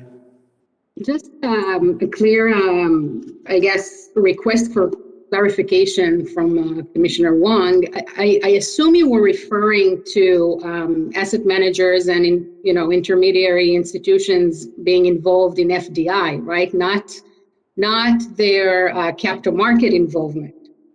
Is that? Yeah, in my mind, just based on Mr. Arnold's testimony, and you can correct me, Mr. Arnold. I mean, we're talking about a broad swath of private market investors where our information and our ability to surveil these types of transactions is fairly limited. Now, we could include some of the institutional investors that do enter the market. Now, I'm just, I haven't really done great research into this, but before they begin listing Chinese companies in ETFs that they create, we can include that. But we'd have to tailor this right. But my concern mainly is in the private market, venture capital, private equity, mezzanine funding, if that's the right term, where we don't have great public information and the ability to surveil it and have intelligence is limited on the government side. Thanks. Okay. I'm sorry that I had computer difficulty and missed a substantial part of the questioning. So someone on the commission, please stop me if I have covered ground. I'm asking about covered ground. Professor Rithmeyer, you make a point of talking about savvy investors and they don't need protection. I agree. The question really is ultimately whether we need protection from them and their investments. And that is the nexus of the national security considerations. Do you think they're savvy enough to understand that when they invest, say, in Hikvision after it's on the entity list, that while it's not illegal, it might be a problem? No. Or they just don't care? Well, I guess I'm not comfortable speaking to their normative motivations, but no. So my distinction is exactly the one that Commissioner Wong helpfully drew out, which is that market participants American investors tend to make money in Chinese markets, but that does not mean that they don't hurt national security, perhaps, or there's not a potential there to invest in the kinds of firms or help grow the kinds of firms that, for a variety of reasons related to national security or our American values and normative concerns, we do not want to receive American capital. Thank you. Dr. Osiri, you talked in your written testimony about the role or the rights of state minority ownership in companies, and I presume publicly traded companies. So in other words, a state enterprise or a state entity owns a minority interest in a publicly traded company, but it has enhanced rights that we don't have any sort of analogy to in the United States. All right? And do we see this being activated? Do we have any examples? Or is it just ad hoc power on the part of the government, which they actually have anyway whenever they want to act, it seems to me? So basically, the legal framework, the SOE assets law, give the state, even as a minority shareholder, the option to propose candidates for the board of directors and the board of supervisors. And so this normally would be something that is not given to public shareholders or other shareholders in another company. There's also, as I pointed there, a few added rights, including specifically fiduciary responsibility towards the state as an investor in any Chinese state-invested enterprise, as well as some provision that basically allows or actually requests the pre-approval of transferring state interest in any state-invested enterprise. And so to the question of the commissioner, whether or not this is exercised, it is exercised. The intention is more to exercise it in state-controlled companies and less so in state-invested enterprise, but I did not do any empirical research to actually see how much is it exercised where the state is actually a minority shareholder.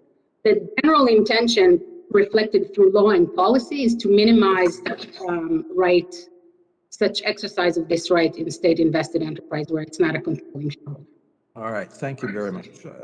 Let me go to a question on disclosure by the SEC or rules. So the SEC says we don't have country-specific requirements.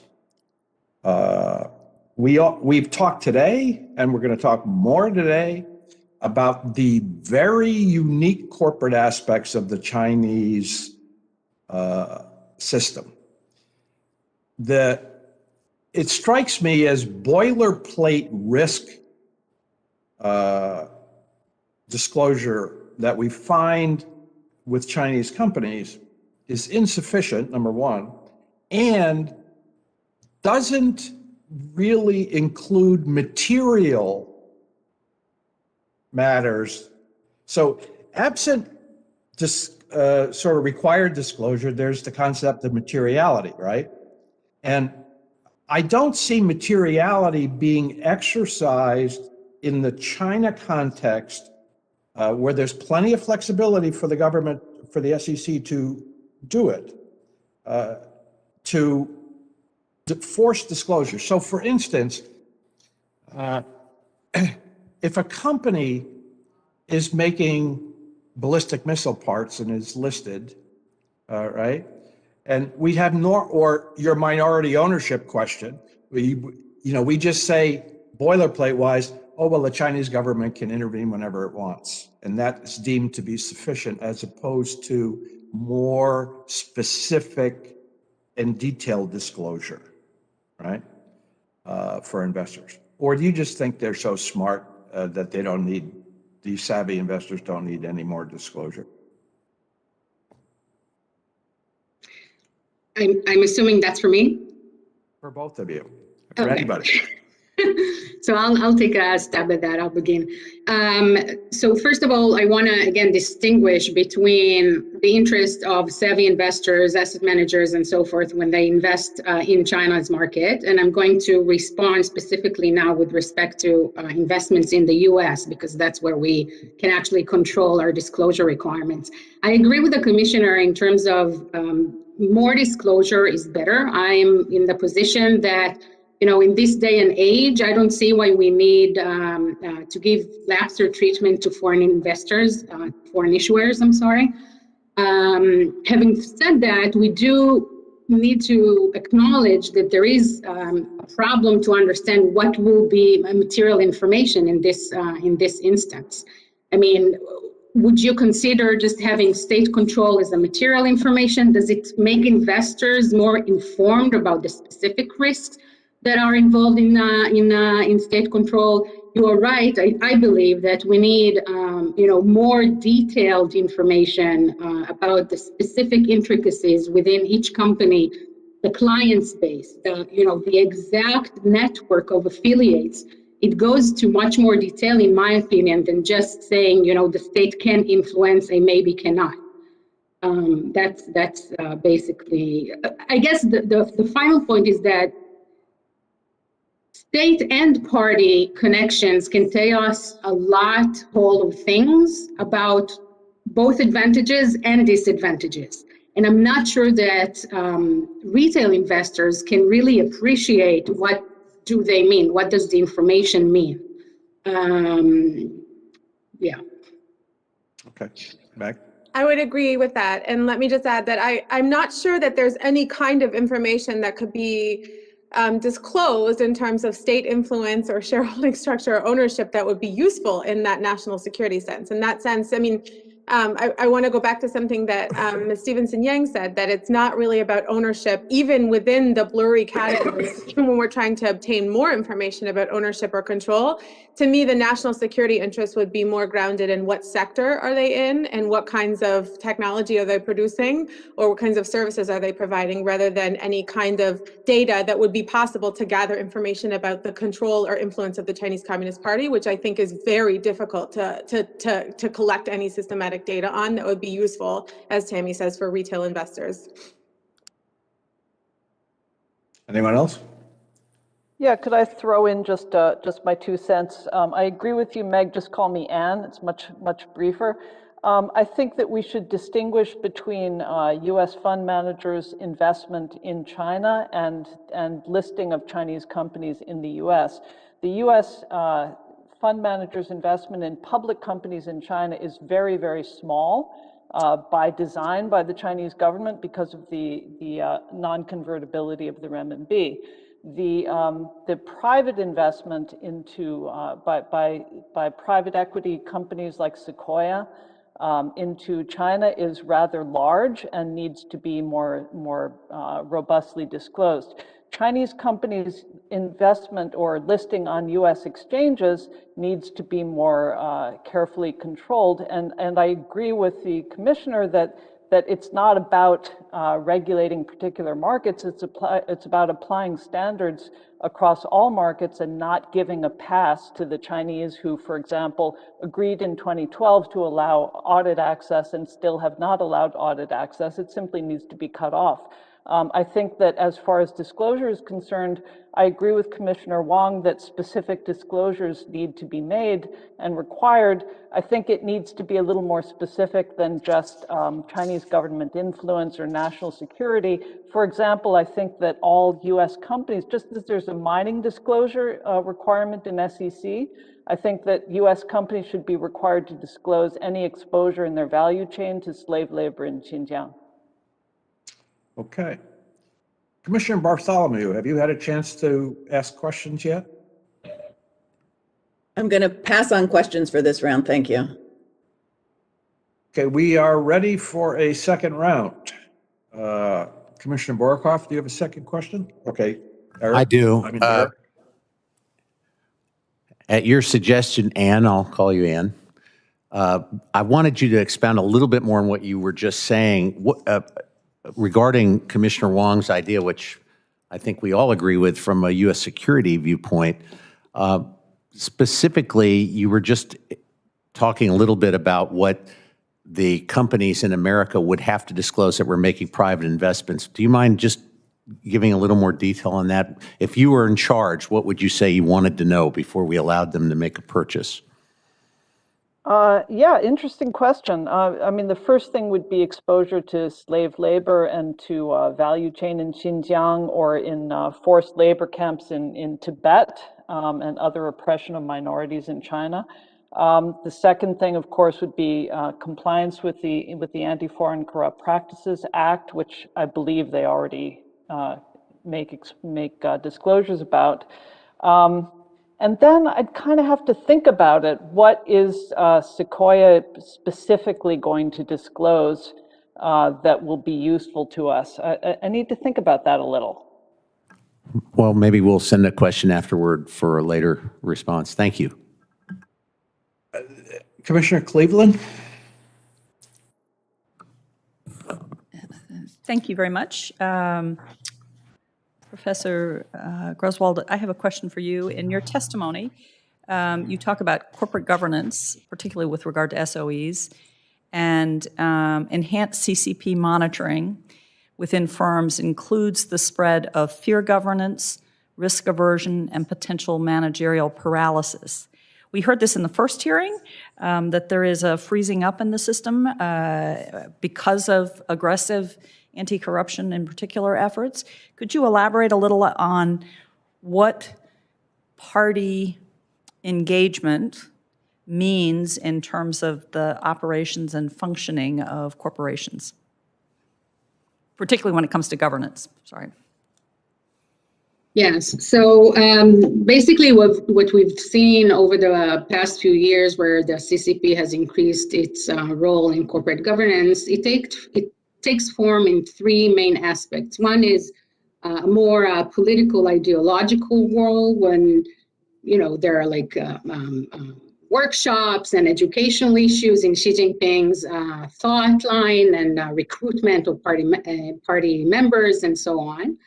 And then the other two aspects that are more related to corporate governance are in terms of involvement in personnel, decisions about personnel, whether the appointment or the recommendation to appoint and so on, depending on the level of the enterprise, where the CCP party committee is now more involved with.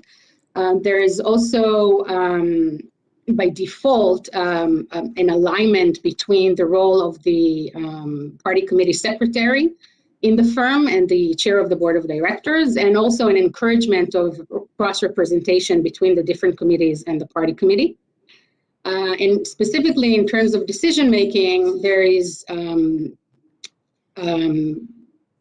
parties given the legal right to assess and basically supervise major corporate decisions, which with respect to certain SOEs, it had been translated to the management, receiving pre-approval from the party for specific decisions.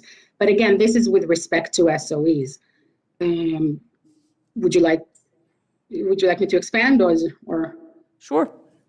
Okay, so Commissioner referred to the issue of freezing up managerial innovation and so on. So this is indeed something that is a big concern in China, and as I indicated before, they actually have a term for that, and they have taken means to somehow compensate. We don't know yet if that will be actually effective, but they have, for example, increased the calculation of specific performance market-based criteria in their assessment of managerial positions. And so they are trying to somehow find this balance between, freezing up, making managers more risk averse and so on, to actually finding this balance and letting them continue with their freedom in a way. Thank you very much. Thank you. Cart, do you have a further question? Roy?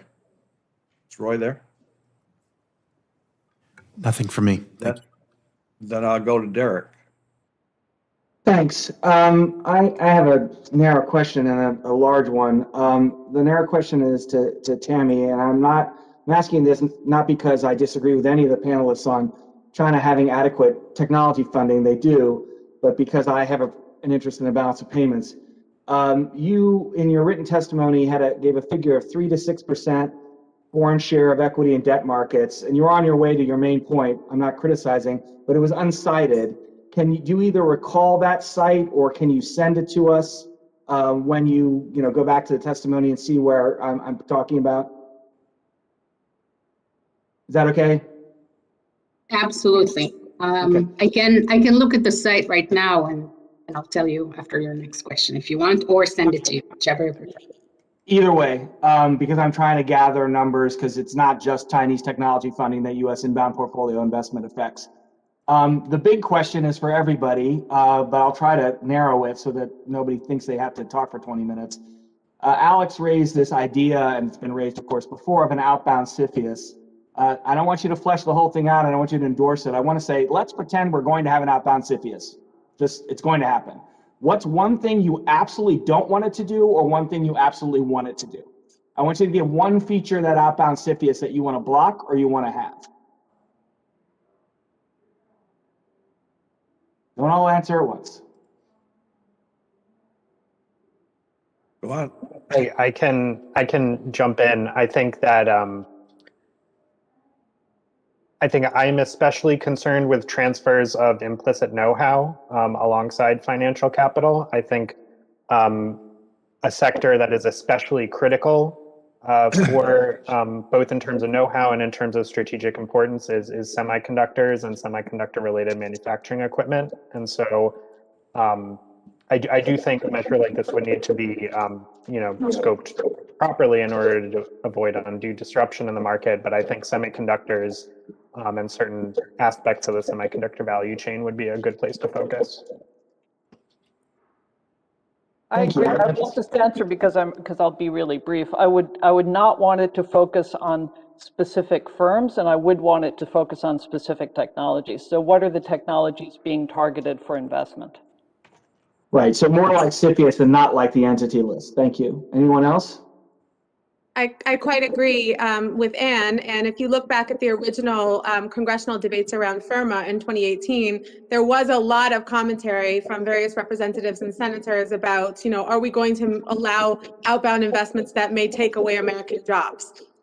I'm not in the business of defining whether that is or is not national security, but it's worth recognizing that that scope for an outbound CFIUS would be a transformative one for American business and capitalism. Thank you all. I yield back the balance of my time. Commissioner Talent, you have anything? Mr. Wessel.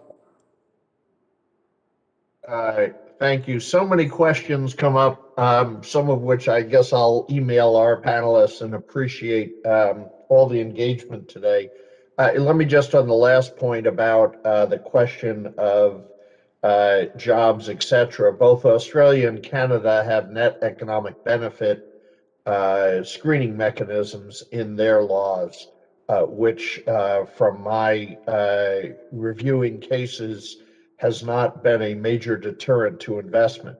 But from a national perspective, understanding that I think is something that Congress and our government would like to know. So I think there are public policy reasons for that. Let me go back to the issue, and I hate to say I don't remember who raised it, the question of materiality. It may have been you, Jeff. As we look at these issues and overall impact of investments on the U.S., both in national security and in terms of economic security, which I think is important when one looks at the fact that we have the Thrift Savings Plan, we have the PBGC, we have a number of governmental funds or buttressing mechanisms that put U.S. taxpayer dollars at risk. So there is a public interest there. As a matter of materiality, do you believe it's appropriate to have the SEC require companies investing or doing business in China to report on technologies they may have transferred, party committees that may have been set up, subsidies that may have been received, or other issues that may trigger issues within the context of U.S. law? Right now, those disclosures are not required. Dr. Rithmeyer, I'll let you start, only because you appear to have been doing more of the granular empirical research, but I'd like to hear from each. I don't know if I would accept that. I think there maybe not. Maybe my research is a little actually more in the aggregate for this. I mean, I think I would support disclosure requirements, especially about, as Anne mentioned, Xinjiang, forced labor, those and surveillance kind of equipment, dual use, which is a very difficult thing to determine. It's not straightforward, but I would support, yes, I would support those sorts of disclosures. My sense is disclosures that, again, are related to ownership or influence from the Chinese Communist Party would be less useful and less relevant, actually, just because those pathways for influence exist, whether they're disclosable or not. I'm not going to argue with you. I have views. Anne, do you have thoughts on this? I would point out that disclosures in the Chinese market for the A-share companies are actually much more detailed and much more rigorous than those that are required in the U.S. markets, and they don't keep Chinese companies from committing fraud. I think that the critical issue is enforcement. So we have lots and lots of SEC rules that are observed in the breach. I could name 1,000 of them offhand, but I think the critical issue, I mean, let's be honest, the biggest Chinese company listed in the US had as its attorney the former head of the SEC. There clearly was not going to be any enforcement against that company, and that company's disclosures are vague in the extreme, as are many companies' disclosures. All we need is more inquiries by the SEC.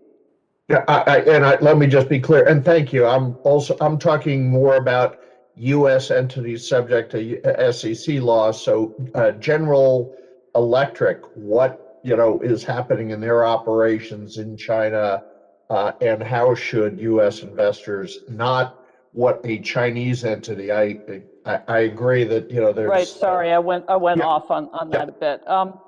I think that the disclosure requirements are already pretty good. As I said, I think we need to add stuff that relates to human rights, perhaps consider something on Hong Kong right now.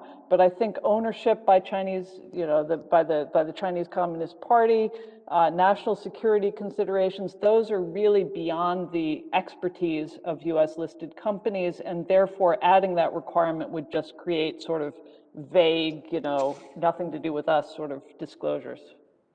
Okay. Zachary? Mr. Arnold, I'm sorry.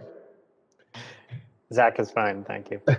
Not being an expert on securities law, I couldn't say whether the SEC is the one to do it, but as someone who studies this issue, I would like to have more insight into aspects of these transactions. I guess I would agree with all the other panelists that it will be very important to focus on specific technologies of interest rather than certainly corporate ownership or even concepts like dual use. These are increasingly outmoded concepts in terms of how we organize policy in an era where the technologies that are central to military strength are increasingly also commercial, whether it's artificial intelligence or robotics or anything else. But for example, GE and engine technology and what they may have transferred to the Chinese, should that be disclosable? In principle, I would like to know more about it. Yes. Okay. Dr. Ozary? Yeah, just to add a little bit about disclosures with respect to state and party, I think that I agree with both Ann and Meg that disclosures about that, whether or not they're important is one thing, but on the other hand, they might just confuse both institutional investors and retail investors. What does it tell you that there is perhaps company managers that's related to the Politburo, for example? Does it say that the company necessarily was advanced, not on commercial terms? Does it maybe say that the state supports this company, so it will do better? Does it say that, there are so many types of implications that I don't think investors can really understand and take into account, and there could be negative and it could be positive. And maybe another point with that regards is that we need to account for structure.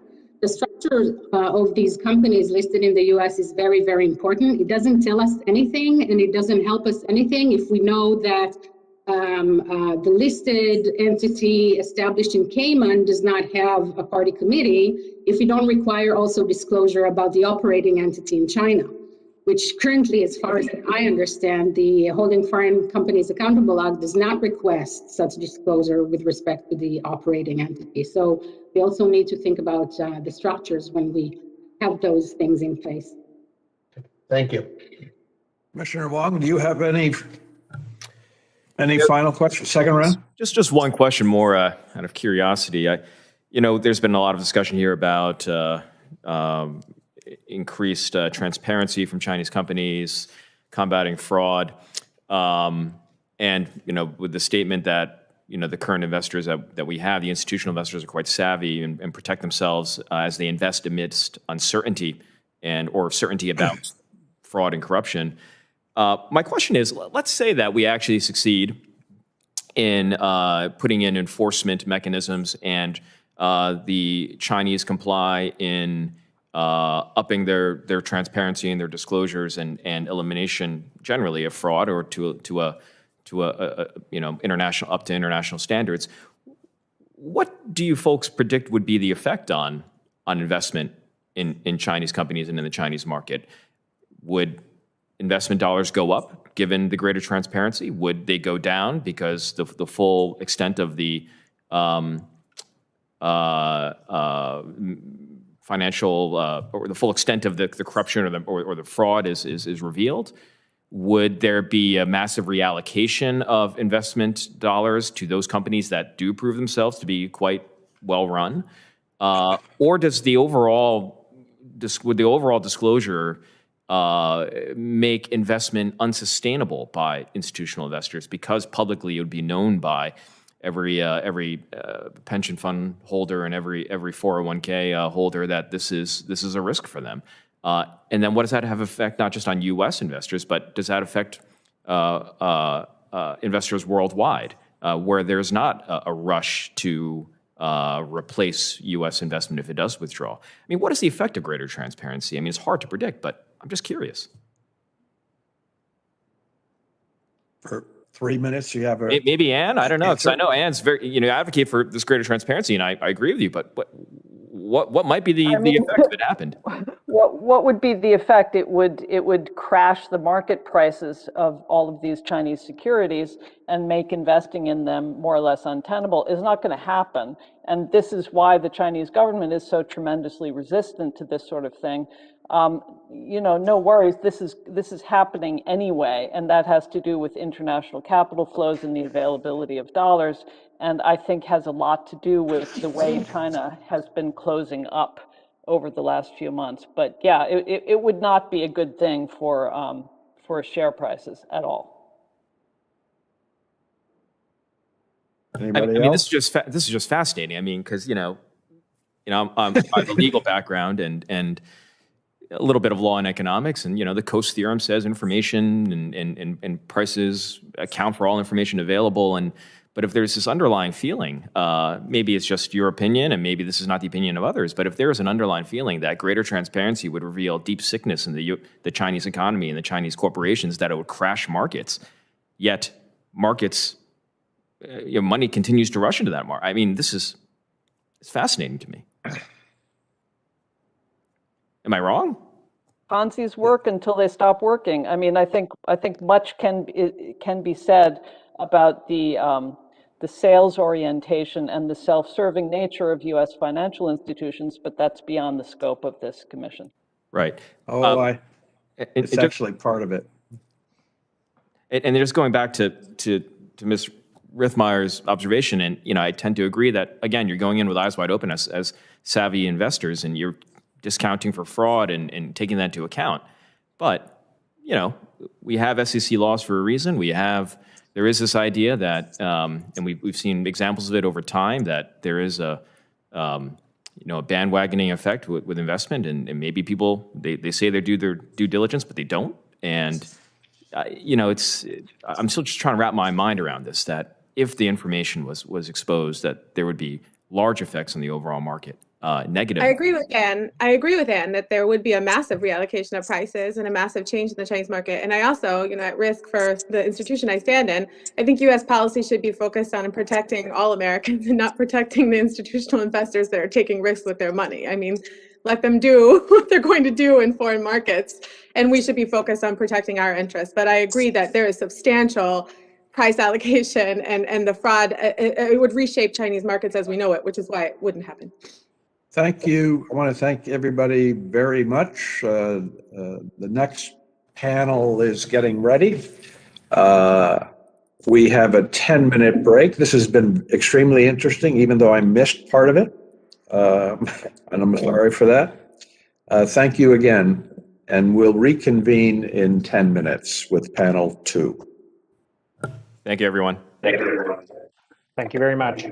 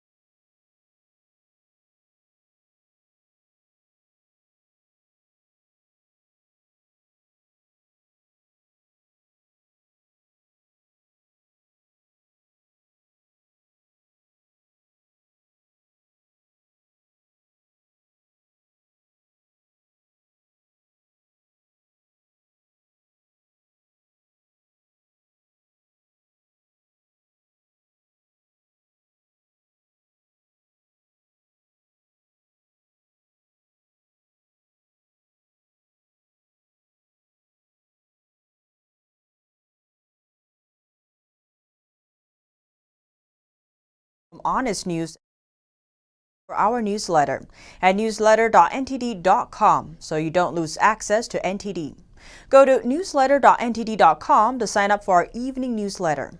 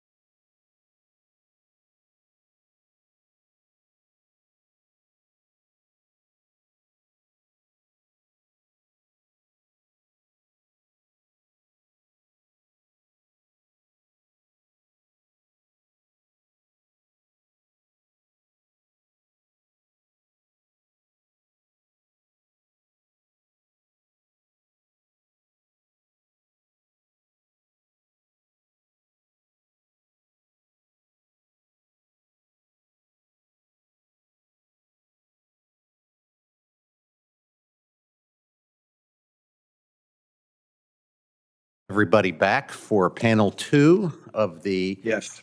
hearing on U.S. investment in China's capital market. Our second panel will review China's financial opening and examine U.S. and foreign investor participation in China's capital markets. First, we're going to hear from Dr. Johannes Petri, IRC postdoctoral fellow at the Scripps Cluster of Excellence in Berlin and a research fellow at the Center for the Study of Globalization and Regionalization at the University of Warwick. Next, we'll hear from Ms. Teresa Kong, portfolio manager at investment firm Matthews Asia. Finally, we're going to hear from Mr. Adam Lysenko of Strider Technologies. I want to thank all of you very much for being here today and for your testimony. The Commission is looking forward to your remarks. I will ask all of our witnesses to please keep their remarks to 7 minutes. Dr. Petri, we'll start with you.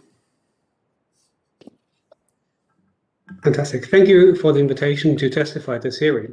In my written statement, I was asked to address a number of more specific questions on China's portfolio investment regime, index providers, and U.S. investment restrictions. And I will try to combine those issues in my remarks by offering a broader picture of China's capital markets and the global integration based on several years of my research. So to understand China's portfolio investment regime, it's important to acknowledge that capital markets in China function quite differently than global markets. So in essence, this means that rather than the underlying principle of markets being the achievement of efficient outcomes through enabling the creation of private profit and the free flow of capital, capital markets in China are also designed to enable state control over market activities while market outcomes are directed towards national development policies. And this is really ingrained in how markets are organized in their very infrastructures. And this different logic of organizing markets also extends into China's investment regime. So on the one side, a more integrated and professionalized capital market is very much in China's national development interest. However, they lack the knowledge and expertise to develop this independently, so global institutions have a role to play in this process. On the other side, the authorities are quite wary of losing control over their markets. So while it is important to have a strong financial sector, this should be independent and without foreign influence, let alone dominance. So rather than simply opening up their markets, the Chinese authorities try to manage the market opening process. And the market infrastructures that link Chinese with global markets, such as the RQF Investor Scheme, but especially Stock or Bond Connect, are designed to facilitate national development policies while maintaining this control over markets. And I describe this in more detail in my written testimony and cited research, and I won't go into detail here. However, this regime has implications for Chinese listed companies and the financial industry. So first of all, as was already discussed in a previous panel, stock markets in China are not primarily designed to enable an open market for corporate control, such as M&As, and funding is also not the primary purpose of capital markets because a lot of companies in China have access to bank loans. Capital markets are much more directed towards corporate reform with the aim of creating national champions. This started with SOEs, but is also extended to private companies and linked to industrial policies such as Made in China 2025. And thereby, a certain degree of foreign investment is quite helpful. However, foreign investment is not meant to translate into foreign control or dominance of Chinese companies. That's why you have a 30% cap in a lot of industries. However, this limited foreign investment translates into several national development aspects, if you will. On the one side, foreign investors help to develop Chinese capital markets more broadly. They improve listed companies' corporate governance, they professionalize the Chinese financial industry, and they stabilize the Chinese market, which is dominated by speculating retail investors. And on the second level, as strategic investors, they are much more directly involved in Chinese companies' business activities. So in the financial industry that I studied, the most pursued approach has been establishing joint ventures, which then gave Chinese companies access to training facilities, technology, and the international business networks of their global partners, thereby facilitating this creation of national champions. And I believe Adam's testimony will speak to that in more detail. So in this process, foreign ownership in Chinese A shares increased from 0.5 to 4% since 2014. And mainly this has been due to index inclusions. And I realized that in the previous panel, a lot of discussion was about savvy investors, but actually there's a difference between the different types of investors that are active in Chinese markets. Yes, you have your big investment banks and brokers and hedge funds there, but a big shift came from index providers, or rather index funds, which are steered by index providers, which have become key actors in global markets. And this is especially with the rise of passive investment after the global financial crisis, which made index decisions much more consequential. Because passive funds simply replicate an index, and changes in index composition lead to quasi-automatic asset reallocations. So the inclusion and exclusion and weighting of companies or countries, such as China, in indices is based on criteria defined by index providers, whereby they steer capital. And with respect to China, since 2017, China has been included into most major stock and bond indices. And while index providers had pondered whether to include China since at least 2013, the main reason for repeated non-inclusions was restricted investor access to China's capital markets. This, however, changed with Stock Connect, as foreign investors were much more willing to invest into China. So these different infrastructures that link China with global markets are really important here. And therefore, the index inclusion was actually quite a boon for China's integration into global markets, as it attracted long-term investors, which were now forced to invest into China through the index inclusion. The mechanism, however, maintained these Chinese characteristics of how markets function. So Stock Connect allows investment flows while maintaining capital controls and the monitoring of trading behavior and so on. As a result of that, foreign ownership of Chinese stocks and bonds almost tripled since 2015. Now, with respect to US investment restrictions, there's three effects that could be measured here. The first is the effect on the asset allocation of US investors. And if the aim of these restrictions was to prevent US investment into specific Chinese companies, this has been very effective through index exclusion, etc. However, the effect on these companies has been quite moderate, especially mainly because international investors substituted US disinvestment. So there's a problem of US unilateralism here. And thirdly is the effect on Chinese capital markets as a whole, where this really didn't make a dent. You had $1 trillion of inflows into Chinese stock and bond markets in 2020 alone. So in theory, restricting investments into specific companies is actually quite a smart economic policy tool and can help to achieve national development interests, national security interests. However, and it's rather than more sweeping sanctions that equally harm both US and Chinese economies, kind of surgically removing particular companies from investment decisions minimizes financial collateral damage. However, in order to be effective, two criteria need to be met here. First, if not a majority of the international investment community is on board, unilateral action is ineffective and can backfire. So international cooperation is crucial and should also involve European and other Asian counterparts in a multilateral effort. And secondly, these standards should be transparent and applied consistently across countries. Otherwise, the US risks to undermine the very principles that distinguish its capital markets from those in China. Capital markets based on efficiency and free choice rather than being politicized. This doesn't mean that liberal markets cannot be regulated.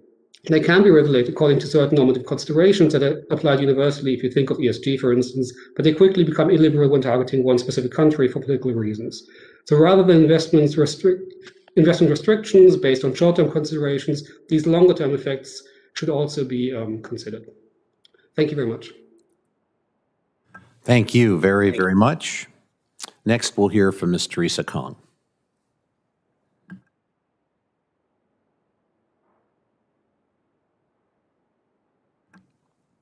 Ms. Kong, can you hear me? Yes. Commissioners, thank you for the opportunity to speak to you. My testimony today is based on over 25 years of working in the debt capital markets, advising international sovereigns and companies on how to borrow, as well as investing in these markets on behalf of global investors. Currently, I'm portfolio manager and head of fixed income at Matthews Asia, the largest dedicated Asia manager in North America with about 30 billion in assets. We take a long-term investment horizon of at least 3 and many times much, much longer periods of time in these assets. So you're hearing directly from the bond girl. I would like to address 3 key questions: the why, the how, and the implications of US investments in China. First, what are the motivations? The key motivation behind US investments, just like in most other places, is indeed return. However, returns always come with risks and uncertainties. And the major dimension of risks for most Americans investing in bonds abroad are credit, currencies, and interest rates, with the biggest risk in investing in Chinese corporates being the credit component. While the overall default rates in China is rising, it is still very low relative to international markets. By our estimates, the default rate for 2020 stood at around 1%. compared to 6% of US high yield. Over time, though, I want to highlight the fact that we do expect default rates in China to go up. And this is due to structural forces that have kept default rates low. So for example, state support is one very important factor. It is, however, really important to remember that defaults are a necessary evil in well-functioning developed markets. By allowing poorly managed companies or ones with unsustainable capital structures to default, the Chinese government is preventing moral hazard, thus enforcing good governance and fiscal discipline. I would be remiss to not address a very key question that I often get asked. Can we even trust the numbers? I want to highlight that much of the differences between US and China has to do with three key factors. One is accounting, two is the bankruptcy code, and three is governance. So first, a word on accounting. Something as simple as cash. What is it? Where does it sit? And how can I get my hands on it? Are very different in the US versus China. And that's because US follows US GAAP and China follows China GAAP. And there are main differences in terms of what is considered cash in China versus what's considered cash in the US. So many of these misunderstandings can be attributed to one, accounting. The second is the bankruptcy code. There's so much that we don't understand about the China bankruptcy code. And so as a portfolio manager, what I do is I steer clear of any companies that have even any probability of default. So we tend to invest in very high quality companies in China, precisely because we know what we don't know. And the third key thing is governance. Corporate governance is something that we spend a lot of time as portfolio managers and analysts really trying to understand by looking at the historical behavior of the management team, looking at their alignment of interests.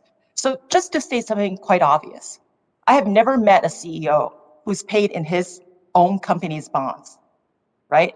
Every CEO is paid in some form of cash or maybe equity.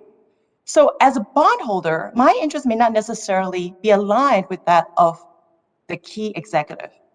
And we all know from business school that you can actually increase your rate of return on your equity quite easily by increasing your leverage. And so understanding corporate governance is another key. And the key questions in China may oftentimes be different than those being asked in the United States because there are additional dimensions of where those interests lie. So with that, I want to move on to the second key question is, how do Americans invest in China? First, there's external bond market. So when I say external, I mean the offshore bond market. And the total notional outstanding by Chinese corporates in offshore market currently is about 600 billion. That's about 2/5 the size of the US high yield market. Typically, investors have some exposure to this market through a global credit or emerging market bond fund. These bonds are held by retail investors via these bond funds, and we typically hold them through a Euroclear account, and it follows typically US law or UK law, so some type of international law.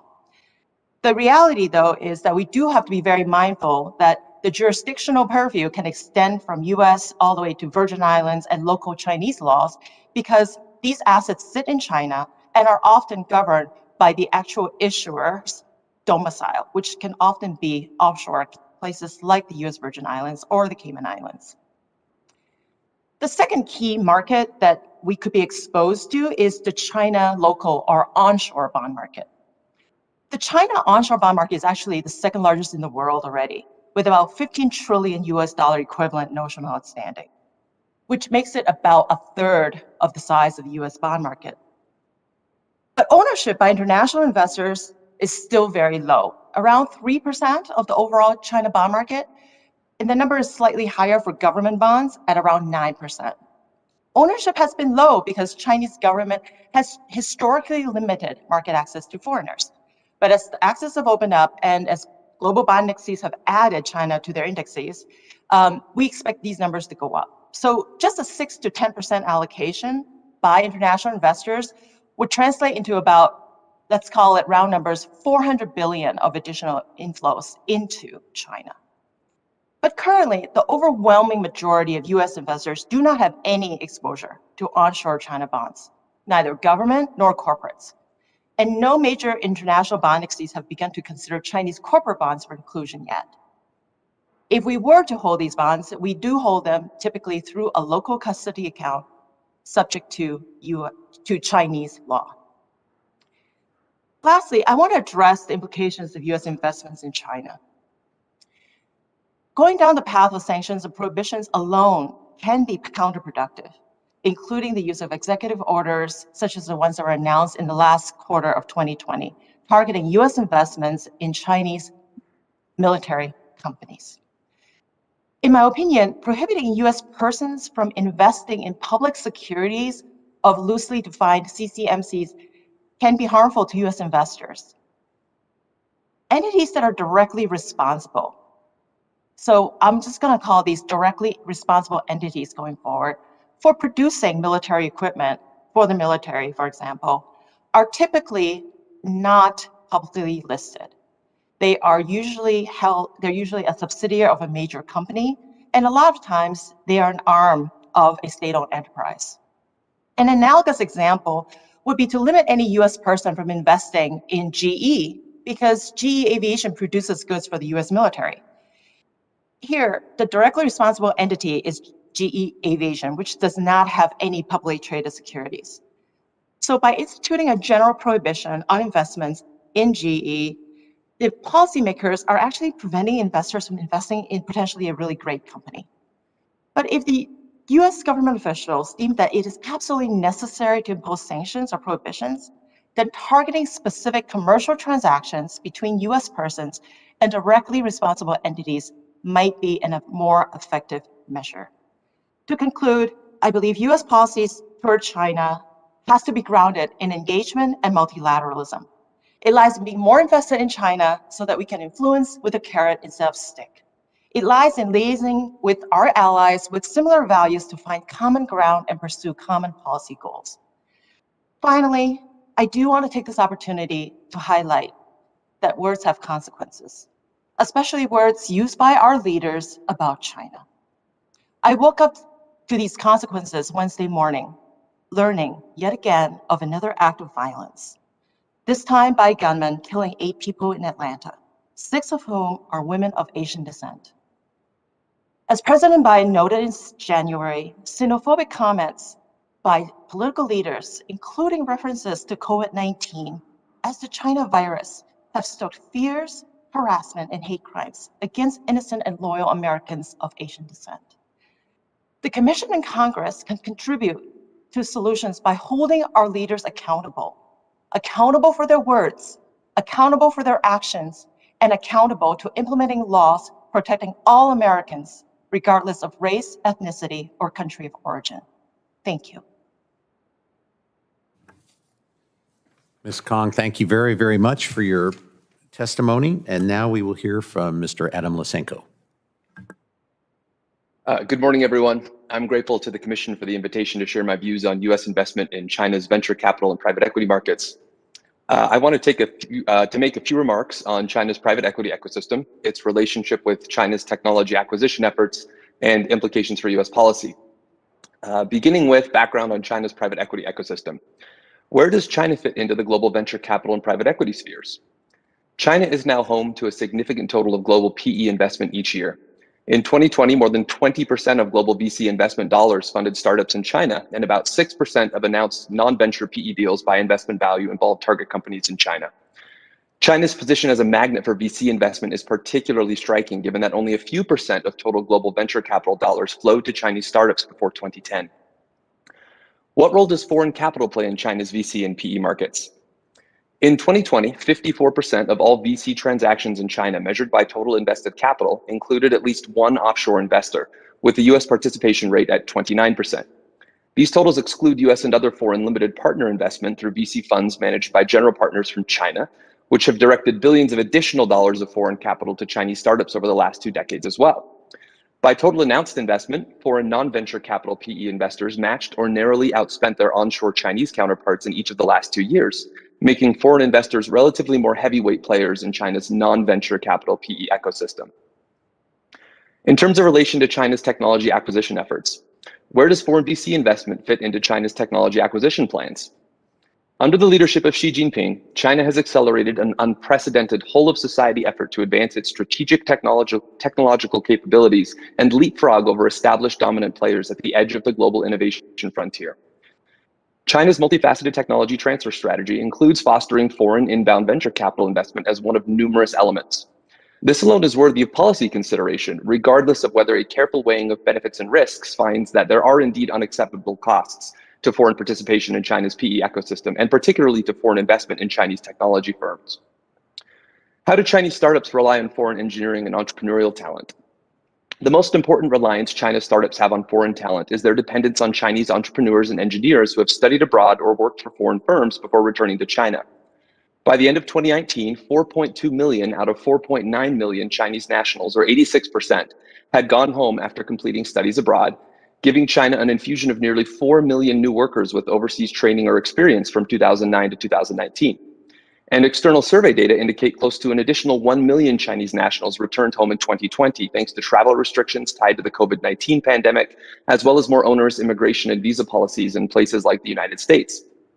Another important foreign cohort supporting China's technology startups consists of foreign engineers at research and development centers and international technology clusters found in the United States and other developed economies.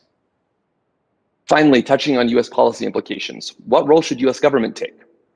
The US government needs to lead out on crafting solutions to challenges presented by China's state-led, market-oriented overseas technology acquisition strategy. Free markets cannot address these challenges effectively on their own because China is using its influence to alter domestic and foreign economic actors' incentives within free markets to foster its own desired outcomes, often at the expense of US and other foreign interests. US economic actors are not fully internalizing the costs of their behaviors vis-a-vis China because they do not have to directly bear those costs. Government can fill this leadership role in three important ways. One, bring transparency and awareness to China's overseas economic statecraft ambitions and strategies. Government can help private market participants better price the risks of engaging with China across various economic conduits by tracking, understanding, and educating on China's evolving efforts to acquire foreign technologies and expertise. Even today, there remains a worrying lack of understanding among many US research institutions, multinational corporations, financial investors, and others about the scope and purposes of China's global technology acquisition strategy. In order to accomplish this goal, government should consider forming a central body in charge of understanding and monitoring China's technology acquisition efforts, providing better tools for government to collect relevant information, and giving itself more authority to proactively warn private market players of specific risks.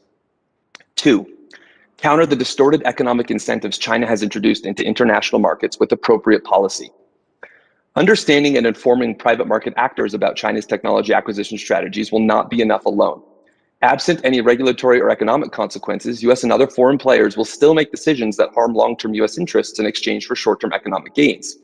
As it contemplates policy and regulatory solutions, the US government should prioritize its efforts based on China's evolving strategies and observed real-world behaviors, and should pursue steps that are targeted and precise instead of blunt and unnecessarily self-harming. This is not to say that the scope of any solution will necessarily be small. The threat China poses to US interests through its technology acquisition programs is measured in the trillions of dollars in terms of both resources committed by China and potential costs to the United States.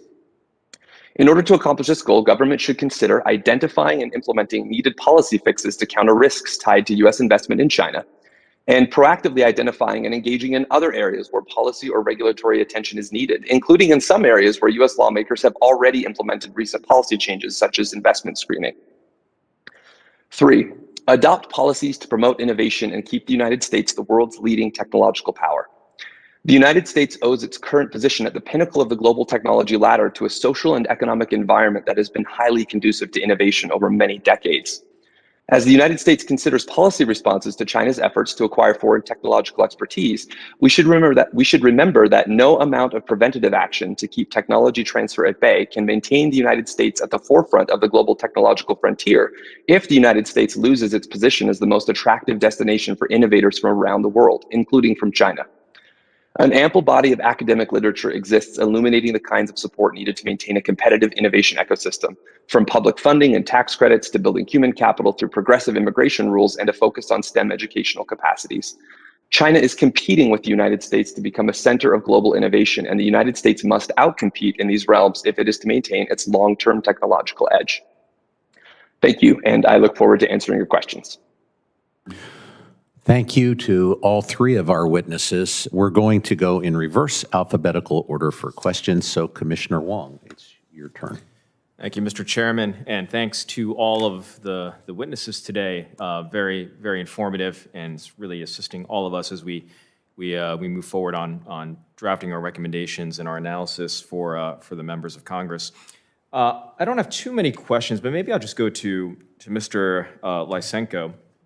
I was interested in your testimony, and you mentioned that the venture capital and private equity, or the deal number as well as the volume of investment has increased in recent years. I think you cite certain regulatory changes that make the China market more attractive to VC firms and private equity firms. Would you also agree, though, that over time, and perhaps this is a cumulative effect, that you mentioned the return of educated Chinese citizens to China who have been educated abroad, engineers, business people, that their time spent in, let's just say, Silicon Valley, built out their networks and understanding of venture capital culture and private equity culture, where they could form relationships and understand how it operated, and that this is bearing fruit for the Chinese market today,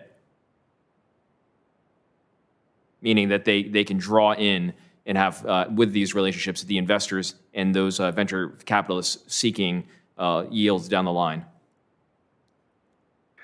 Yeah, I think without reservation, I would agree with that. As I laid out in my more detailed testimony,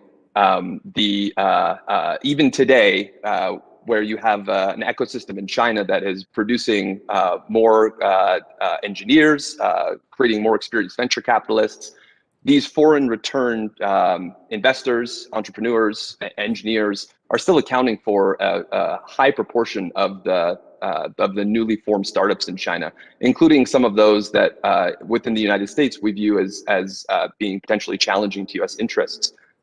For example, if you go and look at a list of Chinese startups that have been placed on the U.S. Entity List in the last 2 years, several of them, which have been founded in the last few years, include returning engineers and entrepreneurs from the United States, for example.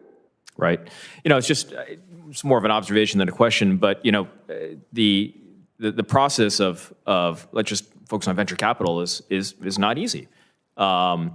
Making your company attractive to venture capital investors, laying out the business plan, having the right talent, literally speaking the right language for these investors is a hard thing to learn. And when you spend time in Silicon Valley, when you spend time in these, I would just call them kind of information bubbles, you learn the culture, and they can transport that back and, again, build out their networks internationally. And that's not necessarily a bad thing. That happens with countries around the world, and that's why they, in large part, come to the United States for our world-class higher education. But you mentioned this, in parallel, there's also these info bubbles around the national security aspects of the U.S.-China economic relationship. And you mentioned this where you were advocating for greater information provision, greater education, greater give and take with the investor community on the Chinese government's strategic goals in the industrial space and the technological space. And it's when you live in Washington, D.C., and when you study these issues like you do and the others on this panel, you kind of feel like this information is just out there and people know it, especially now that the U.S.-China competition and U.S.-China policy has taken such a forefront role in our foreign policy. But, my experience when I go to Silicon Valley, when I go to New York, when I go to other places, is that the thinking on the China strategy might be lagging 5 to 10 years, just speaking in general. So I would agree with you that a piece of this, not obviously a sufficient one, but a piece of our approach on this issue is greater give and take between the national security community, between the government and the investor community, breaking down these information bubbles so that we are all working with the same set of information about Chinese intentions and policies. More of a comment than a question. Thank you. And I'll just respond by saying I agree. Yeah. Thank you, Commissioner. Commissioner Wessel, it's your turn. Thank you. Thank you all for being here, and Ms. Wong, thank you for your comments regarding not only the acts in Atlanta this past week, but the overall concerns of the community, which I think we all take to heart and we wrestle with here in terms of we are a U.S.-China Commission, so our policies and focus is with regard to the CCP. Many of our concerns, human rights, other challenges, apply to other nations as well. But Congress has restricted our mandate. So thank you for your comments, and please don't take any of the comments we or any I or any of my colleagues may make about China as being, limited in their concerns, if you will. Mr. Lysenko, let me ask you a question regarding transparency, because VC is in a different realm. It is not subject to the same market disclosures, et cetera, because, until it becomes a public investment. What access do you have, or are you aware of your colleagues who study it, into VC activities in China? Going out to Silicon Valley, going up to Boston, not only Route 128, but, if you go to MIT and just walk around the corner, the number of other, investors and other companies there is phenomenal. Are we given the same kind of access? Do you have the same kind of access to understand what's happening in China that they and other countries have here? I think there's definitely an informational disparity just broadly between China and the United States. If you look at the types of disclosures that are required of Chinese firms, both public and non-public in China, they in many cases exceed the types of disclosures that US companies are forced to make. For example, China has a unified social credit system that includes ownership relationship ties between every private and public company in China. And so if I want to track venture capital investment activity, it's actually a lot easier in China to do that than it is in principle in the United States due to these informational disparities. That being said, social credit scores publicly available, all of the components of it? I thought they were restricted to government utilization. There is a lot of information in China that I am certain is exclusively meant for government view, but the type of information I'm talking about, including equity relationships between companies, both private and public in China, are publicly available, and anyone can look at them. There's no analogous disclosure in the United States, and so actually, ironically, in some ways, it's more difficult to track the behaviors of venture capital and other private equity investors in the United States than it is in China. That being said, there are some great companies out there, mostly in the private market, like Preqin or PitchBook or CB Insights, who have tried to take on this problem by using innovative tools, relationships with investors to pull data together in a way that's very useful. And so, like other researchers looking at the venture capital and private equity spaces, I'm heavily reliant on information provided by those commercial data providers. Okay. Ms. Wong, you and I enjoyed your comment about being the bond girl at the front end. You talked about CEOs in China not being paid in bonds and debt instruments. That's not a component of U.S. pay either, is it? That's absolutely right. My point there is to show that corporate governance and the questions that we ask are actually very consistent across the world. And we find the same type of malfeasance in the United States as we do in places like China. But in terms of bonds in China, do bondholders have preferential claims in bankruptcy to assets over equity holders? Is it similar to what occurs here? That's a really great question. So the bankruptcy code in the United States has many decades, over almost now a century of precedents, where an investor can rely on to see whether rules such as structural subordination and absolute seniority are followed. In China, If you are at a subsidiary level with securities, so if your loan is actually secured by underlying assets, you do have first claim. However, there's no such thing as relying on precedents or being able to look at historically what has happened in a bankruptcy court to induce what your recovery might be. Okay, thank you. If there's another round, would welcome other questions. Thank you. Thank you, Commissioner Wessel. Commissioner Talent, your turn. Thank you, Bob. Dr. Petrie, I'm very interested in your discussion, which is on page 102 of your testimony, about how and why the index providers decided to include Chinese A shares. I'm not sure I understood it, which will be my lack of knowledge rather than your explanation. But if I understand correctly, Beijing made some changes in response to suggestions from the index providers, making it easier, I guess, to delist Chinese companies and providing more English information services. But that none of those changes went against what you call their state capitalist logic. And that the real decisive factor was the fact that the Stock Connect program allowed international investors much greater access. Am I correct that as a result of that, these investors began to clamor with the index providers for them to list Chinese companies?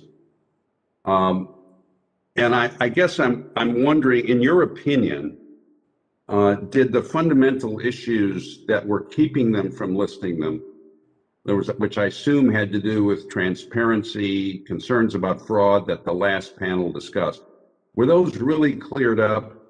I mean, are you personally comfortable with this? Because we have a lot of passive investors, these index funds who are not following this day to day. You know, their money is invested based on these index funds, and I'm concerned that they may not know the risks they're running. So would you discuss that a little bit more, please? Of course, happy to. So the decisive factor for the inclusion of Chinese stocks and bonds, I mean, I'll talk about stocks. The decisive factor about the inclusion of Chinese stocks into MSCI, FTSE Russell, and S&P Dow Jones indices was the Stock Connect. So the way index providers make their decisions on whether to include or exclude emerging markets is based on, I mean, there's some quantitative metrics, such as you need a certain amount of companies that have a certain market cap or a certain liquidity, but a lot of countries tick these boxes. The real decisive factor is very often market access. So how easy can international investors go in and out of the market? And that was something that was really difficult before the Stock Connect. You had the QFII and RQFII investor schemes, but there was issues about the repatriation of profits, how easily you could get in and out, settlement cycles, and so on. So, and with Stock Connect, you had a much more seamless way of entering China without actually having to have an entity within China as well. So you just trade through a Hong Kong broker with the Connect. And this kind of mechanism made it a lot easier for international investors to invest into China. Considerations about fraud and so on were not really part of the discussion, because what the index provider does is it tries to represent a market. It does not try to outperform a market. So if the market goes down, it goes down, it goes up, it goes up, and that's what the index tracks.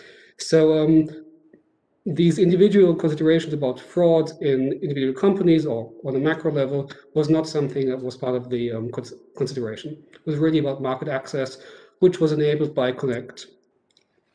So if you were, I have another minute, if you were in the body that we are advising, would you be comfortable with this development? I mean, I'm not talking now about national security issues or the rest of it. I'm talking about concern about the integrity of our investors and adequate protection for our investors.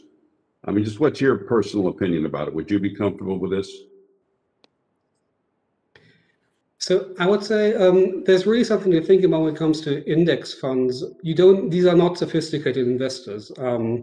So this is a good point that you made. So I would say, one thing that the Commission could do was think about whether it's appropriate to propose more regulation for index providers, because at the moment the regulation is very little, and as I said, they represent a market, that's what they do, but actually the decisions have much larger consequences. And if, for instance, this was linked to ideas about corporate governance or ESG, this is definitely something that probably a discussion worth having. Thank you. Thank you, Commissioner Talent. Commissioner Scissors. I have two questions interrupted by a comment. The questions are actually very simple. Ms. Kong, you said in your oral testimony and also in your written that international investors are about 3% of the bond market. You said a larger share of the government bond market. In your written testimony, I recall it saying 9%. Can you tell us either now or by written what data you used to determine those shares? I'm not challenging you. I just want to know what the sources were. Certainly. So let me clarify the numbers. The 3% of the overall bond market is the entire China bond market, which includes government, policy banks, as well as the enterprises. The 9% number refers to the percentage of foreign ownership in the Chinese government bond market. Those sources are based on our broker-dealers. So many of the major broker-dealers publish an estimate. We don't have the exact numbers. And then the Asia Bond Online, which is under the Asia Development Bank, also provides a lot of information. Okay, you'll know why I'm asking this question, and it's out of knowledge of something else and ignorance here. Is Hong Kong counted as an international investor? In direct investment, Hong Kong is seen as an external source. Is 9% international ownership of Chinese government bonds, does that include Hong Kong in the international side? That's a great question. I will double check my numbers and get back to you. Thanks. All right, Mr. Lysenko, the comment which I don't want you to respond to because I don't want you to shatter my dreams. I want to say that I agree with your call for U.S. leadership. I agree that Chinese distortions harm the country more than they harm actors in the market. I agree that information provision is a necessary U.S. action, government action, and I agree that it's far from sufficient. And if I mischaracterize you, just nod and say that I didn't, because I want that to be true. Now, I also have a question for you, which is a little easier. I read your written testimony as saying you don't see that much difference between venture capital and what we could call generic portfolio investment. That is, of course, my view, so it's very easy for me to read your testimony that way. But if you agree, great. If you don't agree, push back and tell me where you think the key differences are. Yeah, I think there's a little bit of nuance there, Commissioner. I'll push back just a little bit. What they have in common is that, by and large, most U.S. venture capital investors in China are going to be characterized as fund managers who are just seeking financial returns. And so the motivations for most venture capital investors and then passive portfolio investors in China are very similar, just looking for a return. But something distinct happens sometimes in the venture capital space, and that's that because these venture organizations are investing in individual startup companies, those startup companies' fate have a lot to do with the resources, the connections, the networks that the VC investors sometimes can bring to the table. And so if I'm an average Joe American, putting $5 in a U.S. listed Chinese stock, I'm not lending that Chinese company anything other than my capital. But sometimes what can happen in the venture capital private equity space is that they'll be lending more than just capital. They'll take maybe an observer seat on the board or a board seat and start to direct that company's strategy. They might make introductions to key knowledge holders outside of the company or to other intermediaries that benefit those startups down the line.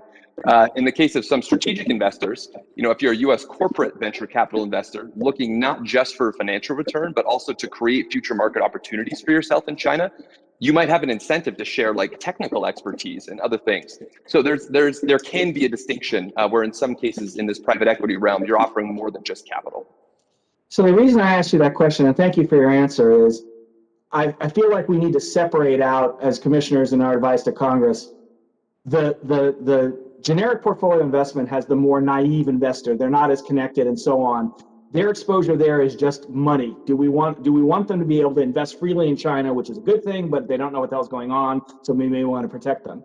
The venture capital side, they're much more sophisticated. We don't need to protect them. They don't need protection, as has been brought up before. We need to worry about them, that they may be bringing a little too much to the table in certain, I don't want to put words in your mouth. I need to worry about them, that they may be bringing a little too much to the table in certain key sectors. So the commission has brought up both concerns, and I was just trying to get at, for most generic portfolio investment, there's one kind of concern, which is protecting the investor, and for venture capital, the concern shifts more to protecting the country.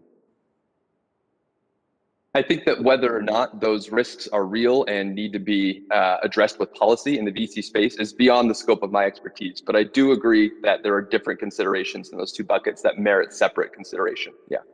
Thank you.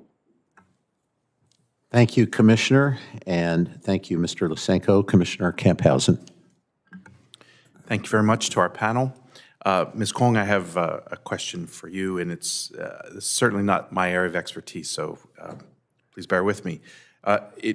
In your written testimony, you say, in my professional opinion, prohibiting U.S. persons from being able to invest in public securities of loosely defined Communist Chinese military companies, CCMCs, is detrimental to U.S. investors. And you give two reasons. One, it hampers the ability of asset managers to perform their fiduciary duties to the best of their abilities. And secondly, so that's more an inhibition that you argue is not useful to them as they manage assets. But then you say it's also not likely to work because the CCMCs are usually not entities on their own, they're DREs, as you refer to them. And so, or I should say they're subsidiaries of DREs. And you use the example of GE and GE Aviation. This is a very helpful set of insights, but I guess my question is, are there other reasons? Are there other factors? I mean, apart from we can't do our job as well, and in any case, it's not likely to work because they just don't exist as, these companies don't exist as separate entities. Are there other factors that maybe with a little more time you could elaborate on? Certainly. Thank you very much for that question, Commissioner. The one thing that I did not mention is just the fact that these securities have already been placed in the primary market. So they're currently trading in the secondary market, meaning that the capital has already been invested in these companies. And so, for example, when the executive order came about, owning a subsidiary, which is an agricultural chemical company, which has very little, if anything, to do with the Chinese military company, was in fact kept under this executive order because it's a 100% owned subsidiary, right? And so at that point, we're faced with the question of, do we sell it now when there's no buyer, right? Think about it this way, that you need a buyer in order for us to potentially sell the security. And the actual capital has already been taken in by this company because now it's all trading in the secondary market. So it really, from a first order effect, it doesn't affect the company at all. If anything, the first order effect is that now the US investor may actually have to take a mark-to-market hit, and if in fact that security is sold, will take a real loss just because of the specific regulation. That's more of a minor point because over the long run, the second order effect, I think, will actually limit the demand for capital for that particular subsidiary. So over long run, it will have some effect. But I think the primary two reasons you cited, as I've explained in my written testimony, are in fact the most important ones. That most of these military companies, by and large, are not publicly traded. And because so many companies in China are large conglomerates, we end up basically being prevented from investing in a lot of really good companies out there that may actually be offering a very attractive return given the underlying risks. Thanks very much. Yield back my time. Thank you, Commissioner. Commissioner Goodwin. Thank you, Commissioner, and thanks again to the panel for your excellent testimony. Ms. Kong, I want to touch on a portion of your written testimony about rating agencies and credit ratings. You wrote that with international rating agencies coming into the domestic market, we should expect greater transparency into the creditworthiness of Chinese companies. And I want to explore that question. Will, in fact, be greater transparency and whether those ratings will be more accurate assessments of the risk posed by the debt that's being issued. We explored this issue a little bit in last year's annual report to Congress and actually posed the question whether the international agencies will in fact be immune from some of the competitive pressures and regulatory meddling that has distorted a lot of the credit ratings issued by the domestic agencies. So how confident are you in the ability of the international rating agencies to withstand these pressures, both competitively and from a regulatory standpoint, and to issue ratings to more accurately assess the risk? Great question. So there are two key components. The first component is that international rating agencies are determining their ratings over a much larger sample size. So imagine a distribution, right, of outcomes for a company that has, let's say, 2 times interest coverage. That is going to be calibrated over decades across different countries and over different industries. In China, the capital markets are very nascent, and so the amount of information is calibrated. The rating is calibrated over a much smaller time period, over a much smaller subset of industries. And as a result, because there has been so few defaults, almost all of these ratings, will tend to be, they look very, very optically high. But international rating agencies will look at the same company with 2 times interest coverage and will most likely calibrate substantially lower because internationally we've had substantially more defaults. So that's the first part of my answer. The second part of the answer actually has to do with the fact that it is the company itself that typically pays for the rating, which means that if a company decides not to pay for an international company to do a rating because it's not required, because the majority of their investor base are based in China, then we're not going to get that transparency. So just make sure I'm understanding you. So depending upon the model of compensation, and obviously some of the rating agencies are in fact paid by the issuer as opposed to being paid by investors, those competitive pressures to issue perhaps inflated ratings that help them garner more business will still be there, correct?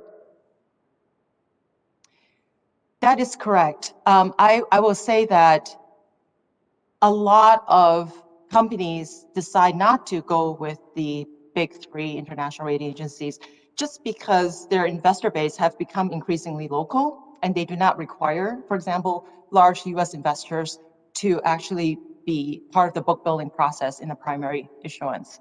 I think that if a company is interested in attracting foreign capital, specifically the money centers of New York and London, then having a rating from one of the big 3 is very important because a lot of our institutional investors and their risk buckets are based on those ratings. So for example, right, an insurance company in the United States has very strict limitations in terms of what percentage of that insurance portfolio, the general insurance portfolio, can be in sub-investment grade. And they only look to the big 3 agencies.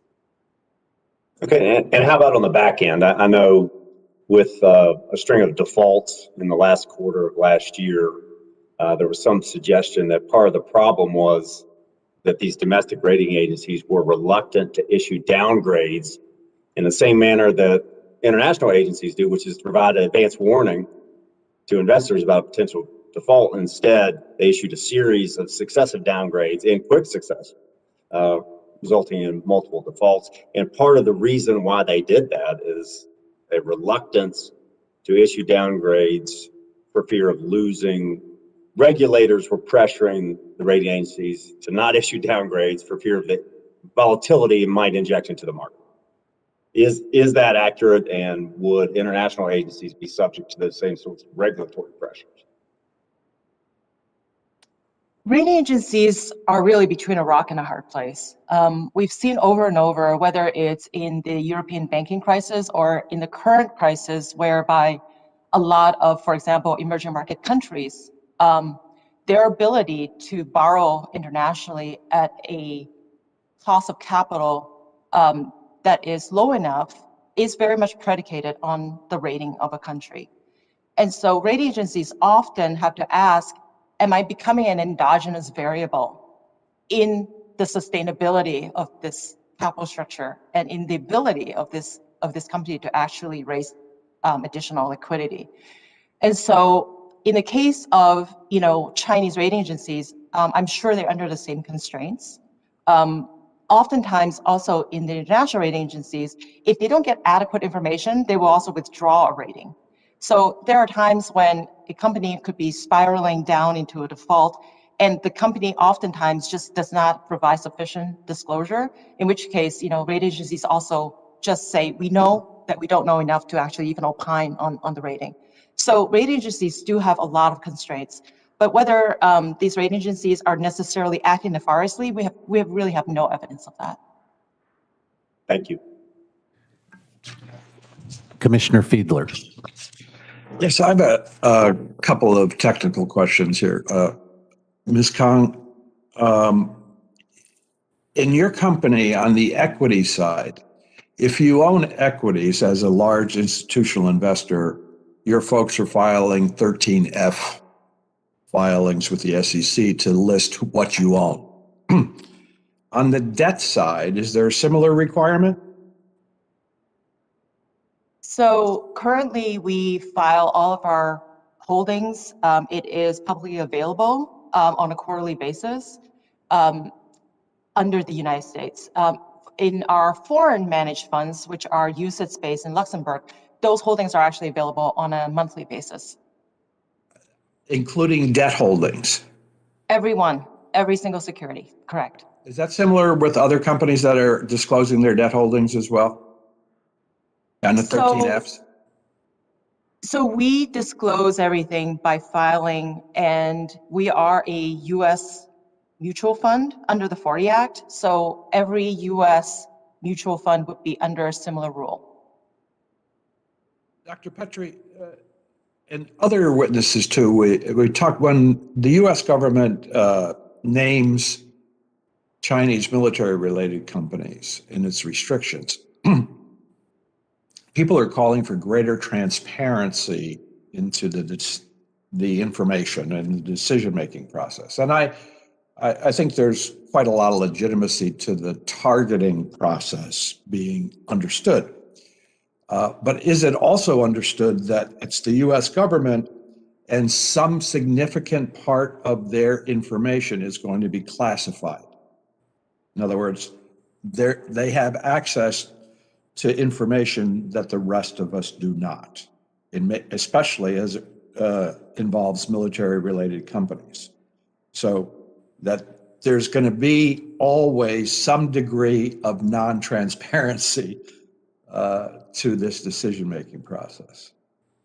I mean, that's true in the CFIUS process right now, right? Does everybody sort of agree with that? The comment I would like to make that we have, it's a small amount of investment. My answer to that seems to be the Chinese restrict the amount of investment in equities at the moment. They're only now opening up to foreign investors in a bigger way. And we haven't talked about the principled part of this equation, which is, does a US entity, let me give you a sort of more graphic example. China Electronics Technology simply makes the innards of ballistic missiles guidance systems. The United States is hardening its military facilities in Guam against those ballistic missiles. So it's spending money. Okay. We are deeply concerned about whether the Chinese are going to take military action against Taiwan, and it remains to be seen how involved the U.S. is going to be. But it would presumably involve ballistic missiles. Therefore, does it matter whether we're helping them a lot or just a little? Should we at all be involved in facilitating Chinese ballistic missile companies? And Ms. Kang, you talk about that they are largely state-owned enterprises that aren't traded.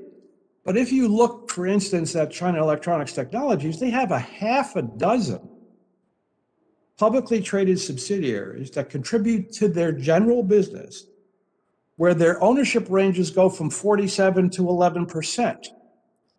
And I know that we have already stated that ownership positions don't necessarily, we've heard testimony, ownership positions are not the controlling factor here. But if China Electronics Technologies owns 47% of something, I presume that they have a lot to say about what happens with that company. And that company is invested in by US investors. So is there a difficulty in understanding why the US government would want to say, we don't think our citizens' money should be going towards this stuff? Thank you, Commissioner Fiedler. First, you're raising, and your example of this particular company, I think is very fair.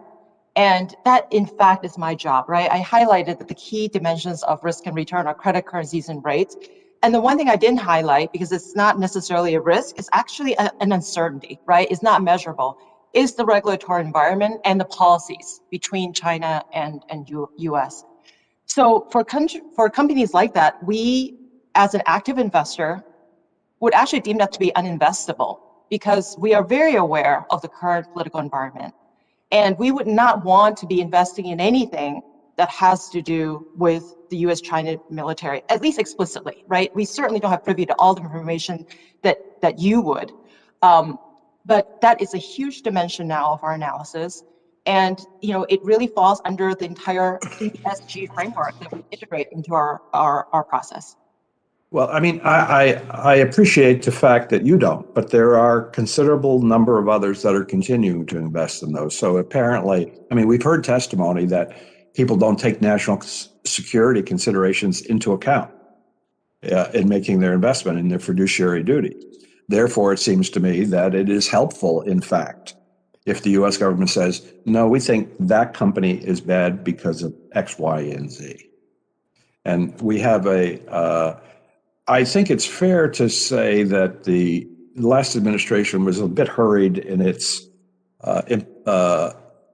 edicts on this and in the implementation of it. And the new administration has got it in its lap and seems to be not opposing the general principle, but is struggling with the implementation.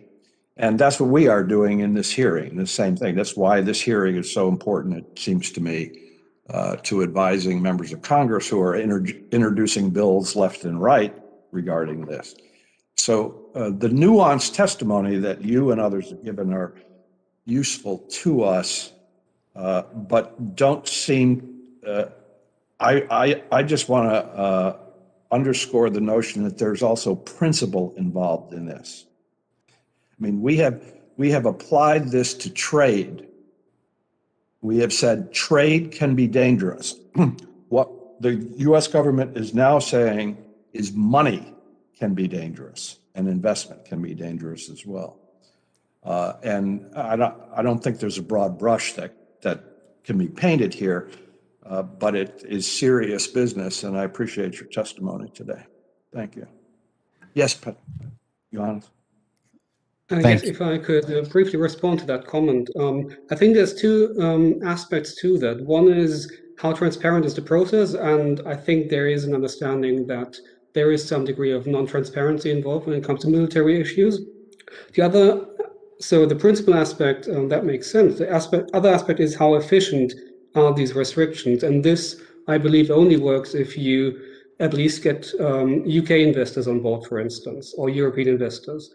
And therefore, I believe that there's a balance between how non-transparent is the process and how many people can you actually get on board to make this more effective. So I think this is a balance that needs to be calibrated.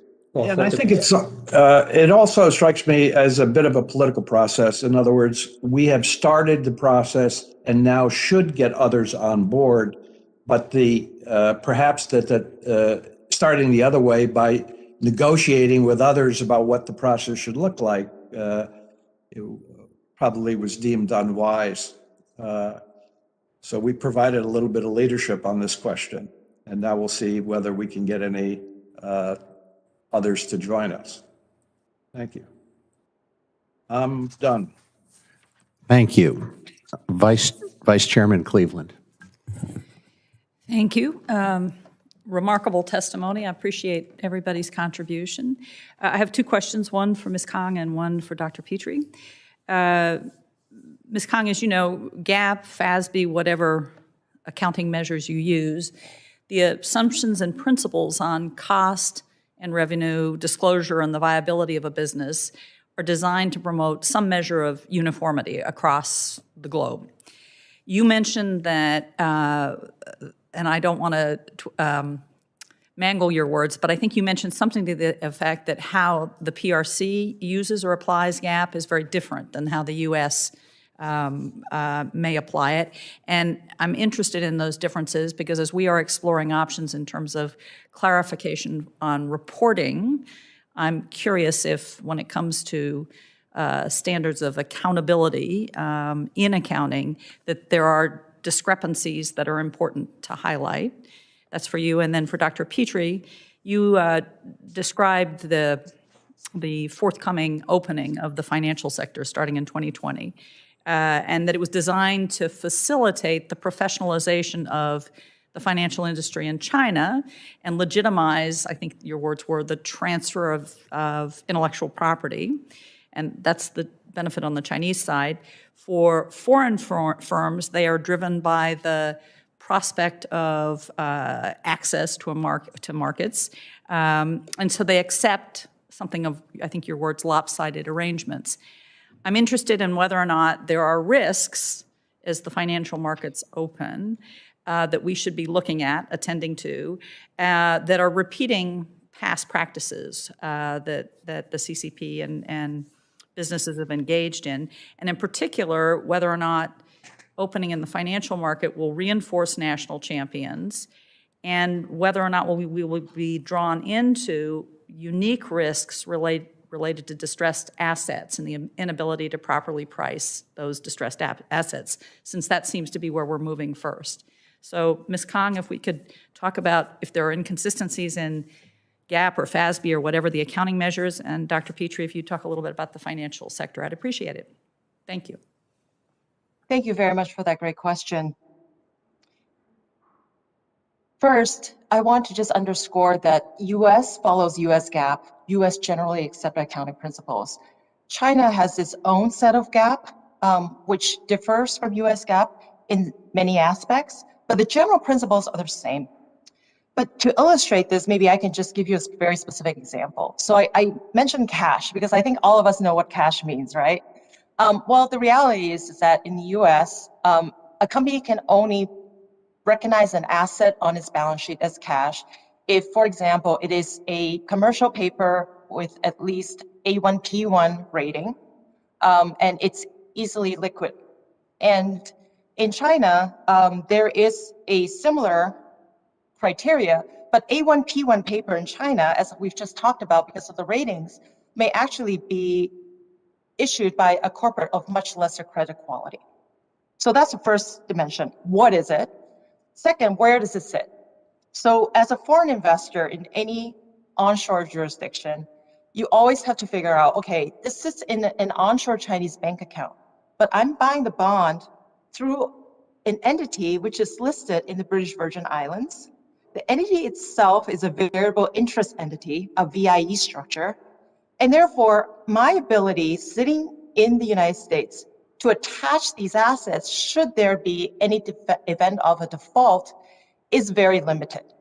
And so the point here that I'm illustrating is definitely the case with places like China, where, and it's true in many foreign regions, by the way, where we as the portfolio manager has actually to do a lot of analysis and read those footnotes to really understand what something as simple as cash is.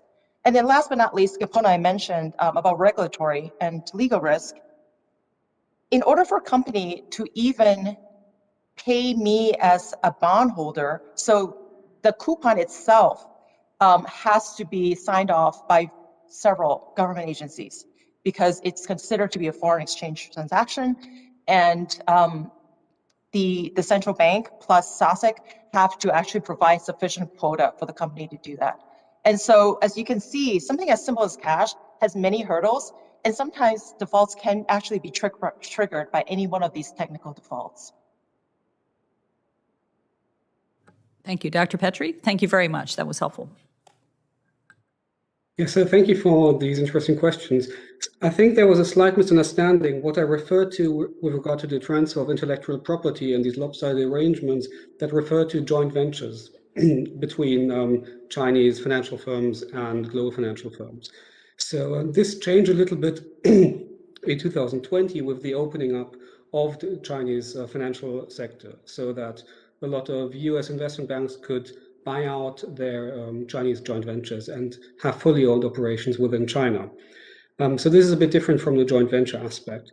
But one important aspect to keep here in mind here is that, yes, these openings were also negotiated as part of the trade negotiations, but actually they were already something that was being envisioned by the Chinese government. It was just a timeline that was moved forward by a year or half a year, because they were actually quite confident that this opening up to this further opening up of the financial sector would not lead to a Wimbledonization. So you would not have US firms dominating the Chinese market. So the other aspect, so this is one aspect, which is the opening of Chinese markets and changing ownership structures of brokers and asset management companies within China.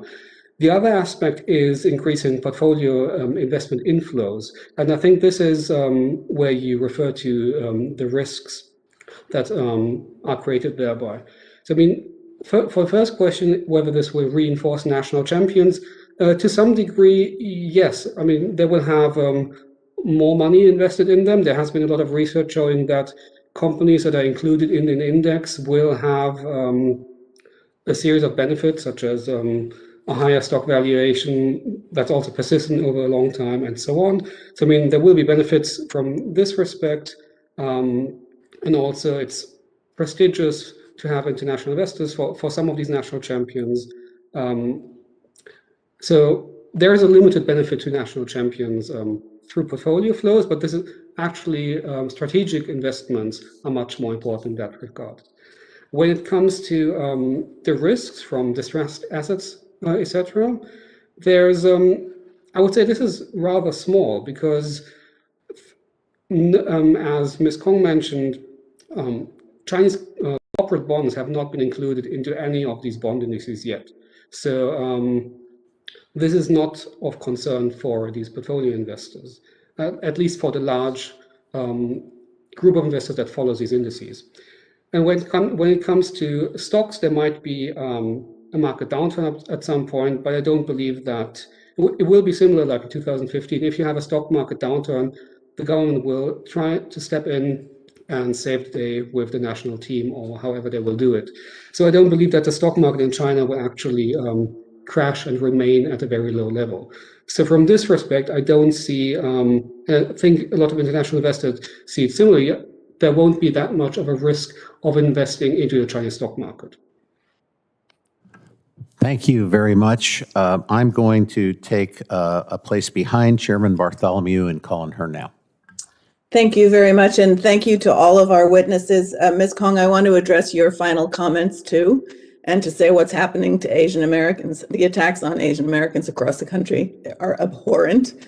and to emphasize that the work we do, the concerns that we have are about the actions of the Chinese government, the Chinese Communist Party, not about the people of China. And I'd like to really draw that distinction.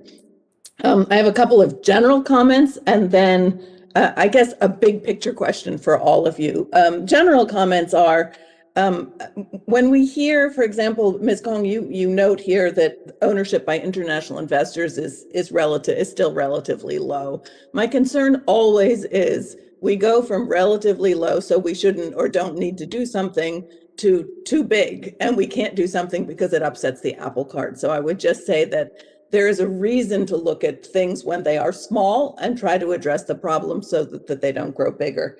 Dr. Petrie, you talk about the need for us to work together, but it seems to me that one of the things that Xi Jinping and his government are really doing again is divide and conquer.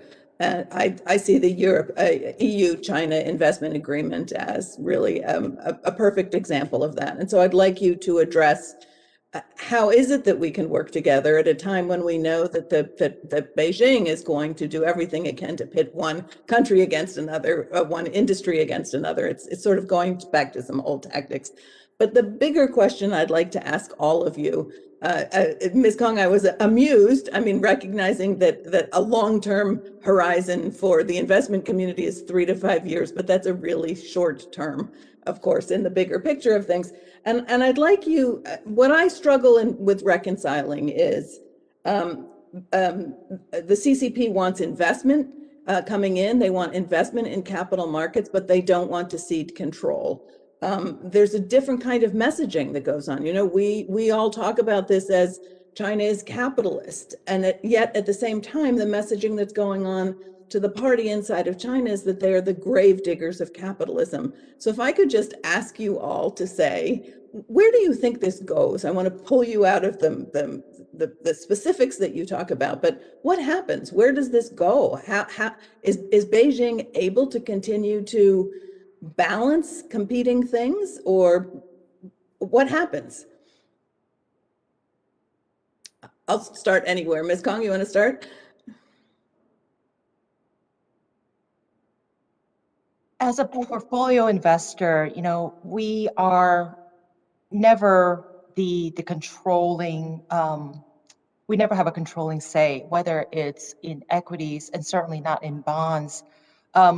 We have historically always been able to exert influence through integrating ESG into our investment process. Your question actually goes way beyond ESG, right? Your question really goes to the heart of control and whether or not equity investors can directly influence through things like voter proxies, and whether or not we'll come up against resistance, right? When control actually goes to a certain point. I think there's many shades of gray within the investable universe in China. There are certainly companies that are very much privately run, very much indistinguishable, right, when it comes to how it's run from a corporate governance standpoint to a US company, all the way to companies that are very opaque, non-transparent, and it's opaque even to, you know, the domestic investors. And so that gets to the heart to us of really investability, right? We're very careful about knowing what we don't know. You know, I think one of the key tenets of being a good portfolio manager is to be very humble and to know that, you know, there are times when there will be certain uncertainties that we're not going to be able to price in. And we have the luxury, being an active investor, of holding actually a very small number of securities that we think gives our underlying clients the best risk-adjusted returns.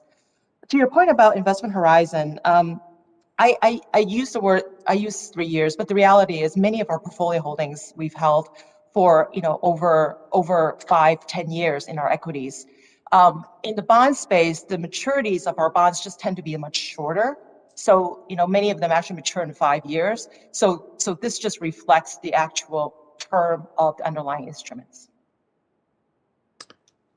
Mr. Lysenko, we haven't heard from you for a little while. Yeah, I'd be pleased to take a minute. talk about this. I view China as being a place of numerous inherent tensions. And we've seen these tensions tighten in the last several years. There's a tension between wanting to allow China's private markets to flourish, to allow capital to be allocated more efficiently, and between that and this desire from the top to maintain control and to have the levers necessary to stamp out crises and to influence. There's another obvious tension in the way that Beijing is orienting itself vis-a-vis international markets.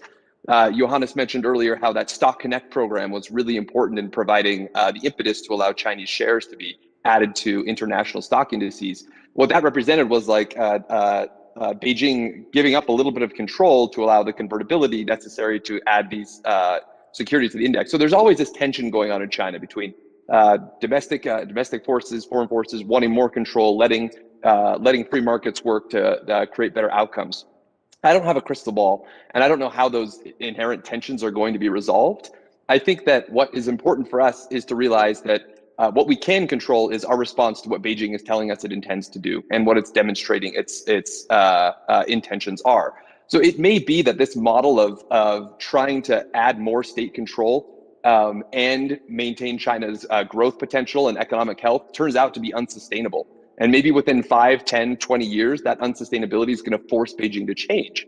But in the meantime, what we can do is look at the types of distortions that Beijing's policies are introducing abroad and how our own domestic economic actors are responding to those distortions, both here and within China, and identify cases where those distortions are unacceptable to us and where we need to make changes. If I could tell you definitively how this would all play out in 5, 10, 15 years, I would. I wish I could. I don't know, but that's what we do know, and that's what we can control.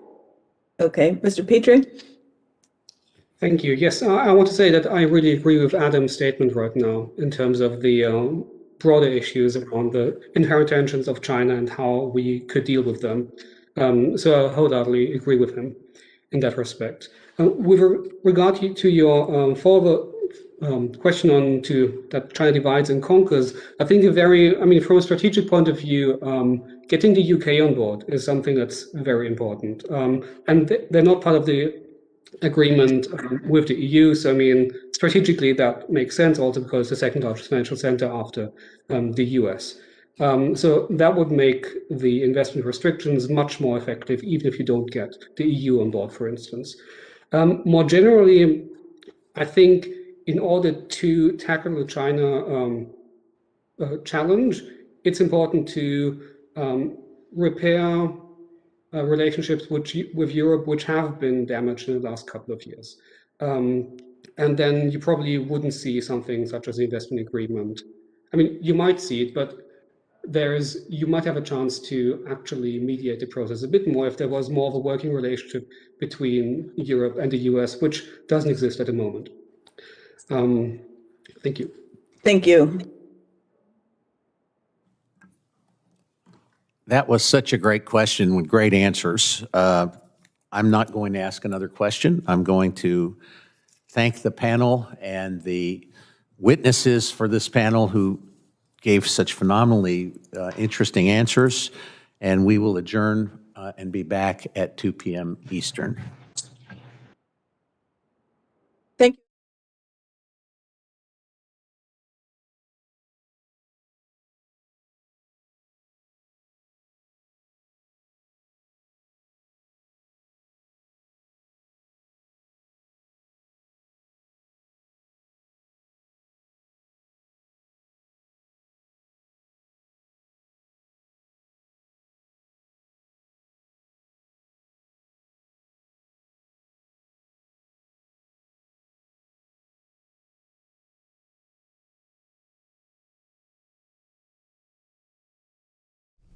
Don't miss out on important news. Our videos are being deleted. So if you don't want to be cut off from honest news, take a moment to sign up for our newsletter at newsletter.ntd.com so you don't lose access to NTD. Go to newsletter.ntd.com to sign up for our evening newsletter.